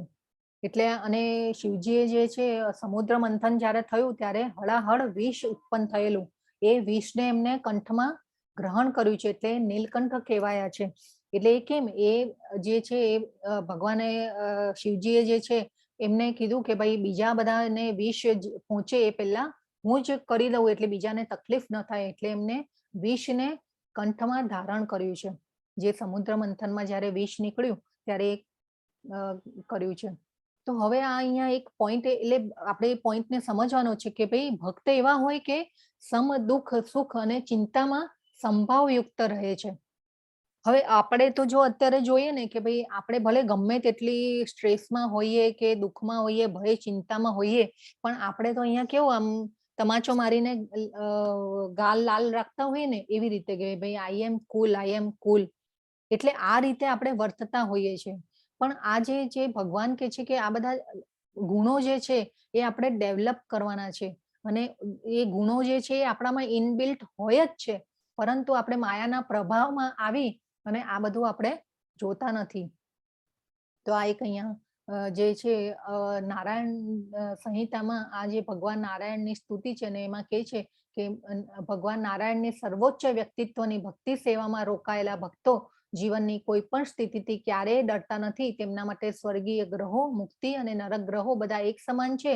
આવા ભક્તોને ફક્ત ભગવાનની સેવામાં જ રસ હોય છે. આ જે છે એ શ્રીમદ ભાગવતમનો છઠ્ઠા ખંડનો 17મા અધ્યાયનો 28મો શ્લોક છે કે નારાયણ પરહસ સર્વે ન કુટશ્ચન બિભ્યતે સ્વર્ગા પર્વગ નરકેશુ અપી તુલ્યરથા દર્શિનઃ. એટલે આ એનો અનુવાદ નીચે આપ્યો છે. એટલે આ જે છે આપણે એક સમજવાનું છે કે ભાઈ અત્યારે પણ જે બધા રોગો વધી રહ્યા છે, સ્ટ્રેસ, એન્ઝાયટી, બીપી, બધા જે રોગો વધી રહ્યાનું કારણ શું છે કે આપણું મન છે. એટલે પોઈન્ટ છે કે સુખ દુઃખ શિયાળો ઉનાળો આવતા જતા રહે છે, પરંતુ આપણે પ્રેક્ટિકલ લાઈફમાં આ જ્ઞાનને ઉતારવાનું છે અને વારે વારે ભગવાન આપણને એ ભગવદ્ ગીતામાં કહે છે ભક્તિ સેવા માટે. તો એ શેના માટે?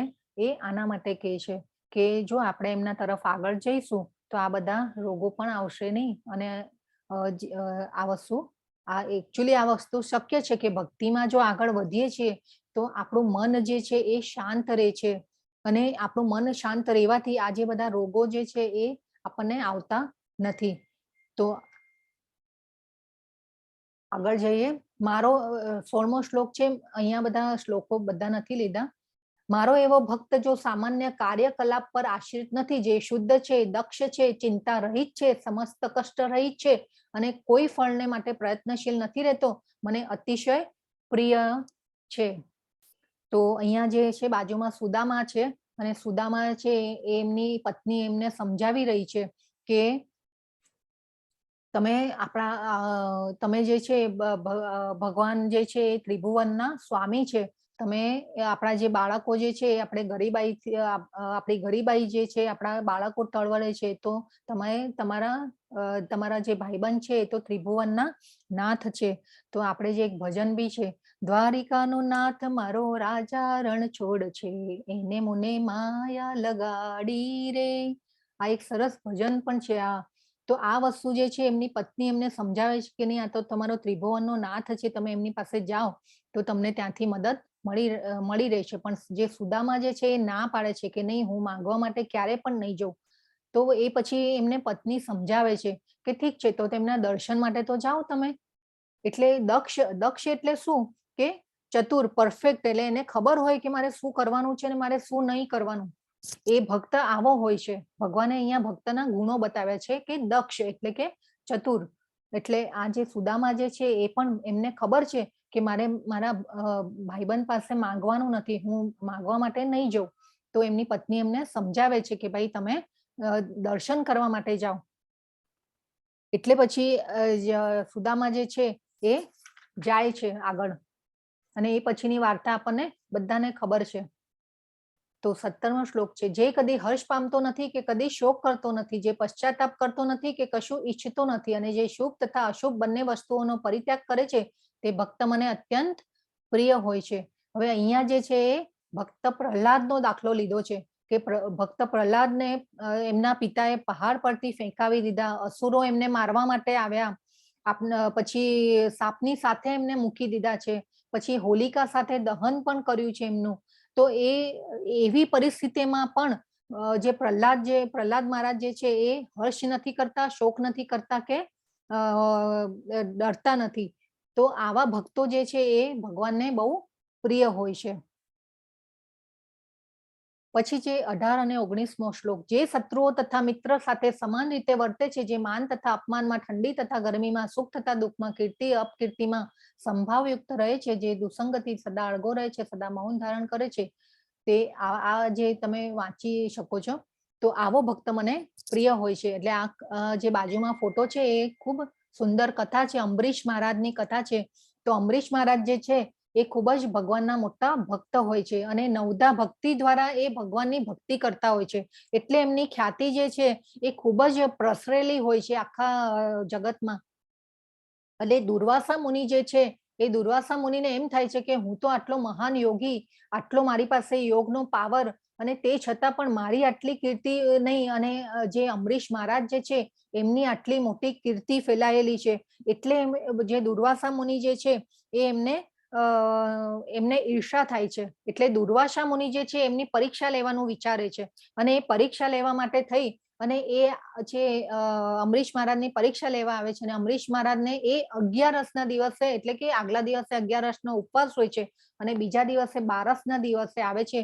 એટલે જે ભક્તો હોય એ 12 દિવસે પારણા કરતા હોય છે અને એ જે અમુક ટાઈમ હોય છે કે ભાઈ સૂર્યોદય હોય એની સાથે સૂર્યોદય થાય એ પછીના કઈ અમુક ટાઈમમાં એ પારણા કરી લેવાના હોય છે. તો એ જે દુર્વાસા મુનિ જે છે એ 12 દિવસે પરીક્ષા લેવા આવે છે અને એ પરીક્ષા લેવા માટે આવે છે. ત્યારે જે મુનિવર આવે છે તો રાજા ખુશ થઈ જાય છે કે આવો આવો મુનિવર, અને એમનું સ્વાગત કરે છે ખૂબ સારી રીતે. અને એ પછી કે છે, દુર્વાસા મુનિ કે છે કે ભાઈ મને એમ થયું કે ભાઈ તું આટલા મોટા ભક્ત છે તમે ભગવાનના, તો હું તમારી સાથે પારણા કરું 12. તો એ રીતે ભગવાનને આ અંબરીશ રાજાની પાસે આવે છે અને એ અંબરીશ મહારાજને એમ કે છે કે ભાઈ હું મારું સ્નાન ને આદિ બધી ક્રિયાઓ અને સંધ્યા પતાવી અને હું આવું છું, ત્યાં સુધી તમે પારણાની તૈયારી કરાવો. તો આ પછી જે દુર્વાસા મુનિ જે છે એ આ સ્નાન માટે ને એમની ક્રિયાઓ માટે નીકળે છે અને આ બાજુ અંબરીશ મહારાજ જે છે એ તૈયારી કરાવે છે પારણા માટેની. પરંતુ દુર્વાસા મુનિ જે છે એ એમની પરીક્ષા લેવા માંગતા હોય છે, એટલે એ શું કરે છે કે જાણી જોઈને મોડું કરે છે આવવામાં.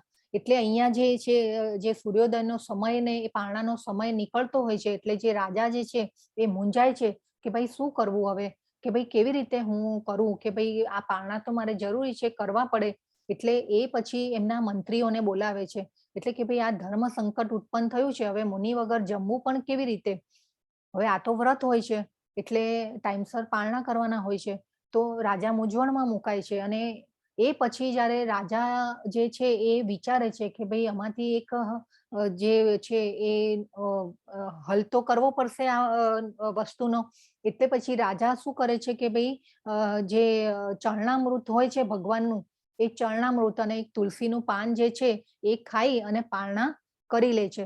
એટલે રાજાને, અને એ વખતે તો નિર્જળા કરતા બધા, તો એટલે પછી એમ એ વિચારે છે કે ભાઈ આમાં મુનિનું માન પણ સચવાઈ જશે અને મેં ખાધું પણ નથી, એટલે એ રીતે એ ચરણામૃત લઈ અને પારણા કરી લે છે.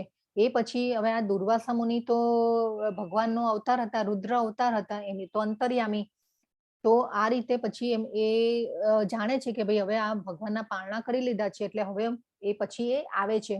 એ આવી અને પછી એમને કે છે, અને એટલા ગુસ્સે થઈ દુર્વાસા મુનિ, બધાને ખબર છે કે કેટલો ગુસ્સાનો અવતાર છે, રુદ્ર અવતાર છે, એટલે એ ગુસ્સાવાળા, એટલે આવીને એટલો ગુસ્સો કરે છે રાજા અમરીશ ઉપર, અને એ ગુસ્સામાં એ પોતાનો એક વાળ કાઢી અને સામે ફેંકે છે, અને એ એમાંથી રાક્ષસ ઉત્પન્ન કરે છે.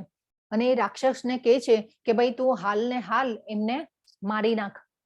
એટલે પછી જ્યારે અમરીશ મહારાજ જે છે એ અમરીશ મહારાજ જે છે એ ભગવાનને પ્રાર્થના કરે છે કે હે ભગવાન, જો તમને એમ લાગતું હોય કે ભાઈ મારા શરીરનો પ્રાણ હમણાં જ મારે, એટલે તમારે લેવાનો છે અને મારી આ યોગ્યતા હોય તો તમે મને આ થવા દો. એટલે એ ભગવાનને એટલી સરસ પ્રાર્થના કરે છે કે હે વાસુદેવ, હે કૃષ્ણ, જો મારો આ શરીર છોડવાનો ટાઈમ હોય તો હું તૈયાર છું, હું તમને યાદ કરી અને શરીર છોડવા માંગુ છું. એટલે જેવા ભગવાનને યાદ કરે છે એટલે ત્યાં સુદર્શન ચક્ર આવે છે. સુદર્શન ચક્ર આવે છે અને એ રાક્ષસનું ગળું કાપી નાખે છે. અને એ ભગવાનને, જે આ ભક્તની વારે આવી ગયા ભગવાન અત્યારે, એટલે સુદર્શન ચક્ર આવે છે અને રાક્ષસનું પહેલા તો માથું કાપી નાખે છે.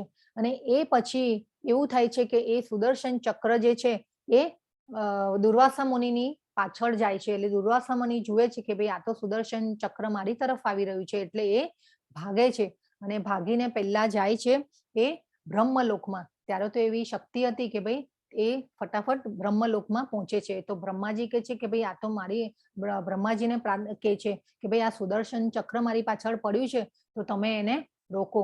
બ્રહ્માજી ના પાડે છે. બ્રહ્માજી કહે છે કે મારાથી આ શક્ય નહીં બને, તમે શિવજી પાસે જાઓ. પછી જાય છે શિવજી પાસે. શિવજી પાસે જાય છે, શિવજી પણ ના પાડે છે કે ભાઈ આ મારાથી શક્ય થશે નહીં, તમે કંઈ પણ બીજું કહો તો હું કરી નાખીશ, પણ આ મારાથી પણ શક્ય નથી. હવે ભગવાનની સામે કોણ અગેન્સ્ટમાં જાય, એટલે શિવજી પણ ના પાડે છે. પછી એ જે ભાગી અને શિવજી પાસે જાય છે, એ પછી જાય છે સીધા વૈકુંઠ લોકમાં, ભગવાન પાસે જ જાય છે. તો ભગવાન કહે છે કે ભાઈ આ તો મારાથી પણ શક્ય નથી. હવે દુર્વાસા મુનિને એમ થાય છે કે પહેલા તો કહે છે કે ભાઈ આ તમે સુદર્શન ચક્રને સ્ટોપ કરો પહેલા તો પછી દુર્વાસા મુનિ જે છે એ ભગવાનને કહે છે કે ભગવાન દુર્વાસા મુનિને કહે છે કે ભાઈ આ તો મારાથી પણ શક્ય નથી, હું તો મારા ભક્તનો પ્રિય છું, એટલે હું તો આ ભક્ત દ્વારા હું બંધાયેલો છું, આ હું પણ નહીં કરી શકું. તો પછી જે દુર્વાસા મુનિ ભગવાનને કહે છે કે ભગવાન કહે છે કે હું તો ભક્તથી બંધાયેલો છું. એટલે દુર્વાસા મુનિને તો આશ્ચર્ય થાય છે કે ભાઈ શું વાત કરો છો. એટલે પછી ભગવાન કહે છે કે ભાઈ તમે જો તમે ધારો તો તમે બચી શકો છો, તો તમે અમરીશ મહારાજ પાસે જાઓ અને એમની માફી માંગો, અને એ પછી તો તમે કદાચ બચી જશો. એટલે પછી દુર્વાસા મુનિ જાય છે, અમરીશ મહારાજ પાસે આવે છે અને એમની ક્ષમા માંગે છે. અને ક્ષમા માંગે છે એટલે અમરીશ મહારાજ જે છે એ અમરીશ મહારાજ જે પાછી ભગવાનને પ્રાર્થના કરે છે કે હે ભગવાન, જો તમે મેં ભક્તિ તમારી એવી સરસ કરી હોય અને સાચી ભક્તિ કરી હોય તો તમે આ દુર્વાસા મુનિને બચાવી લો. એટલે દુર્વાસા મુનિને બચાવવા માટે પણ અમરીશ મહારાજ ભગવાનને પ્રાર્થના કરે છે. અને અમરીશ મહારાજ અને એ કહે છે ભગવાનને કે મારા જીવનમાં જે પણ મને તમારું નામ સ્મરણ અને ભક્તિ કરી હોય, થોડી પણ કરી હોય, તો તે બધાનું શ્રેય હું આ દુર્વાસા મુનિને આપું છું. તો એ રીતે પ્રાર્થના કરે છે. જો અમરીશ મહારાજ પણ કેટલા દયાળુ છે, એટલે ભક્ત પણ આવા દયાળુ હોવા જોઈએ. તો એ આપી દેવા તૈયાર થાય છે અને પાછું સુદર્શન પછી ચક્ર એ પાછું જતું રહે છે અને દુર્વાસા મુનિ ખુશ થાય છે. અને પછી અમરીશ મહારાજને કલ્યાણ થાવ, પુષ્કલાભી કહીને એ જાય છે.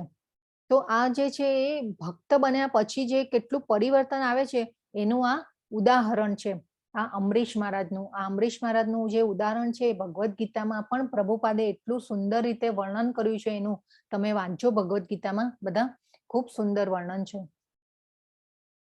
પછી જે છે 20મો શ્લોક છે, છેલ્લો શ્લોક છે. જેઓ આ ભક્તિ યોગના અવિનાશી પંથનું અનુસરણ કરે છે અને મને જ પોતાનું સર્વોપરી ધ્યેય માની શ્રદ્ધાપૂર્વક પૂર્ણ રીતે મારામાં પરાયણ રહે છે, તેવા ભક્તો મને અતિશય પ્રિય હોય છે.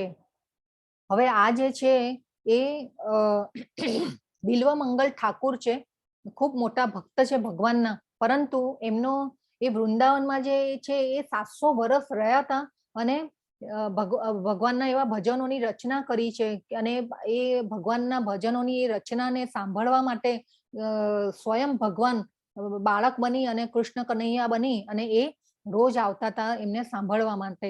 કે અને કે એ બિલ્વમંગલ ઠાકુરને કે બાબા રોજ સુનાવો, ભજન સુનાવો.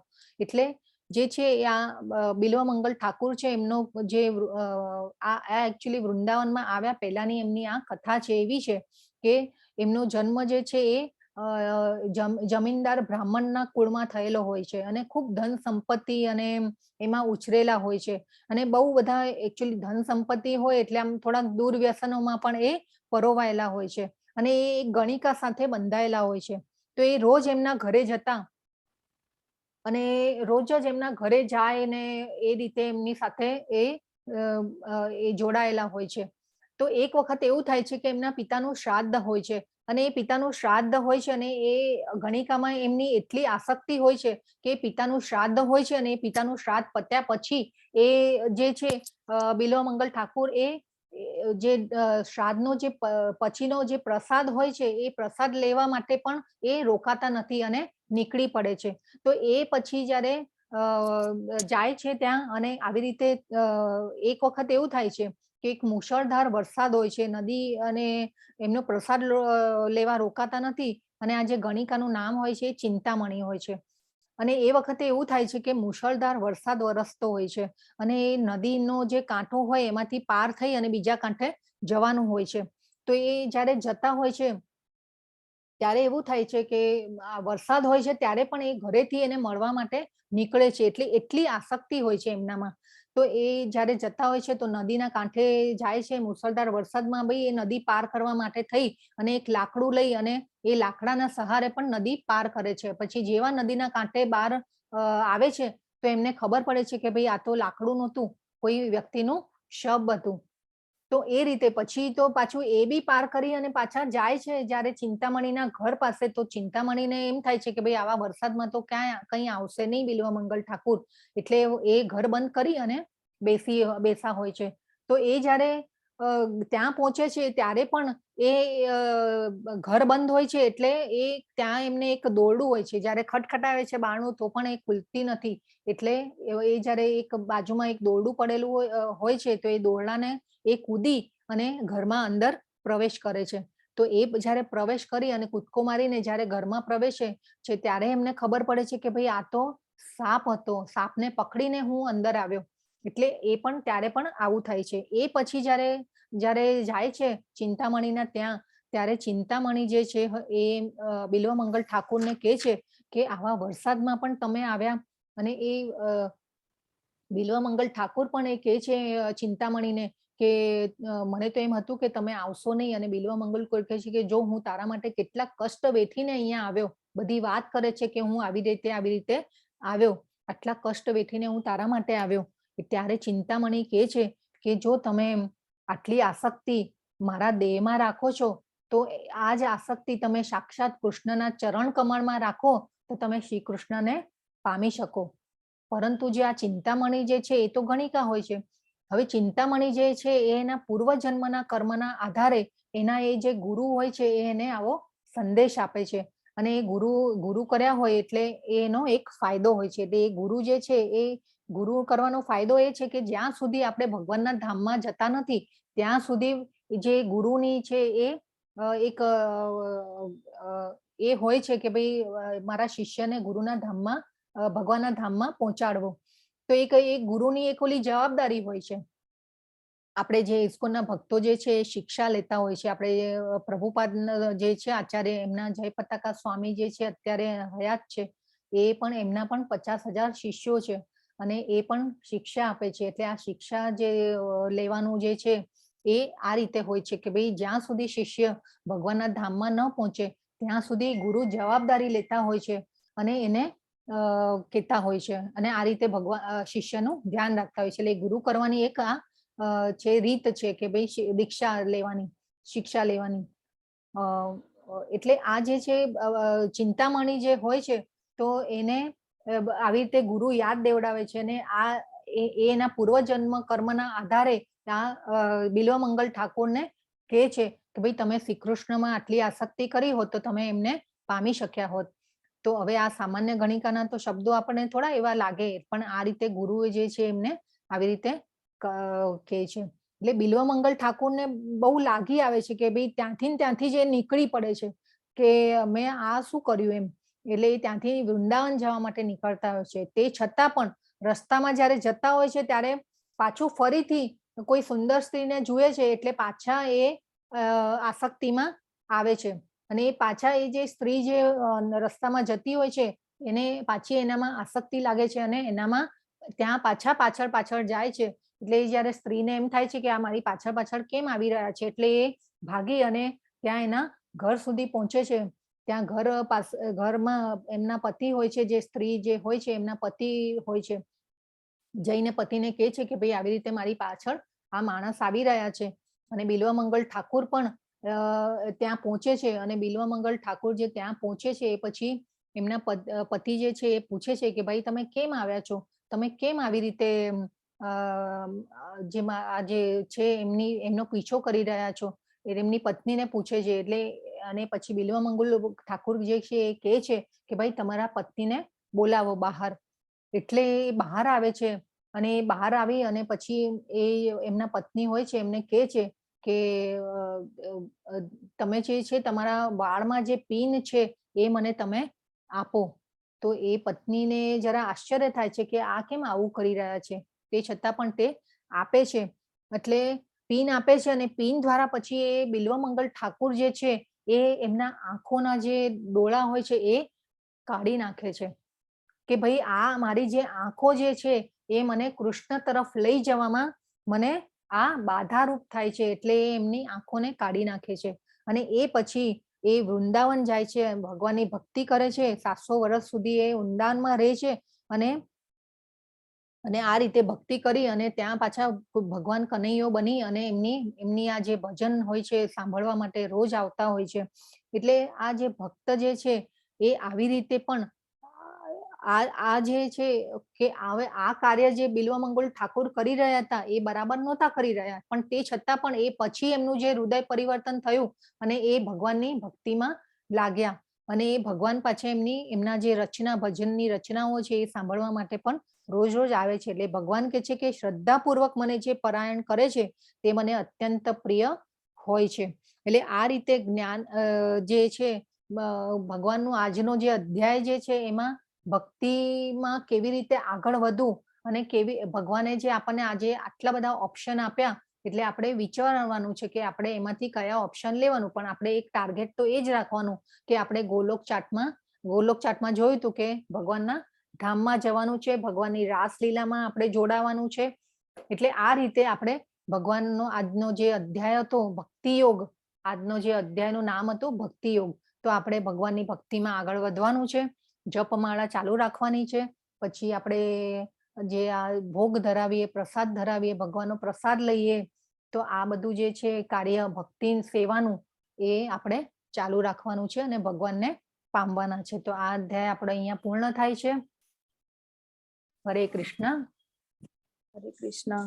હરે કૃષ્ણ. હરે કૃષ્ણ સર્વેને. વાંછા કલ્પતરુભ્યશ્ચ કૃપા સિંધુભ્ય એવ ચ પતિતાનાં પાવનેભ્યો વૈષ્ણવેભ્યો નમો નમઃ.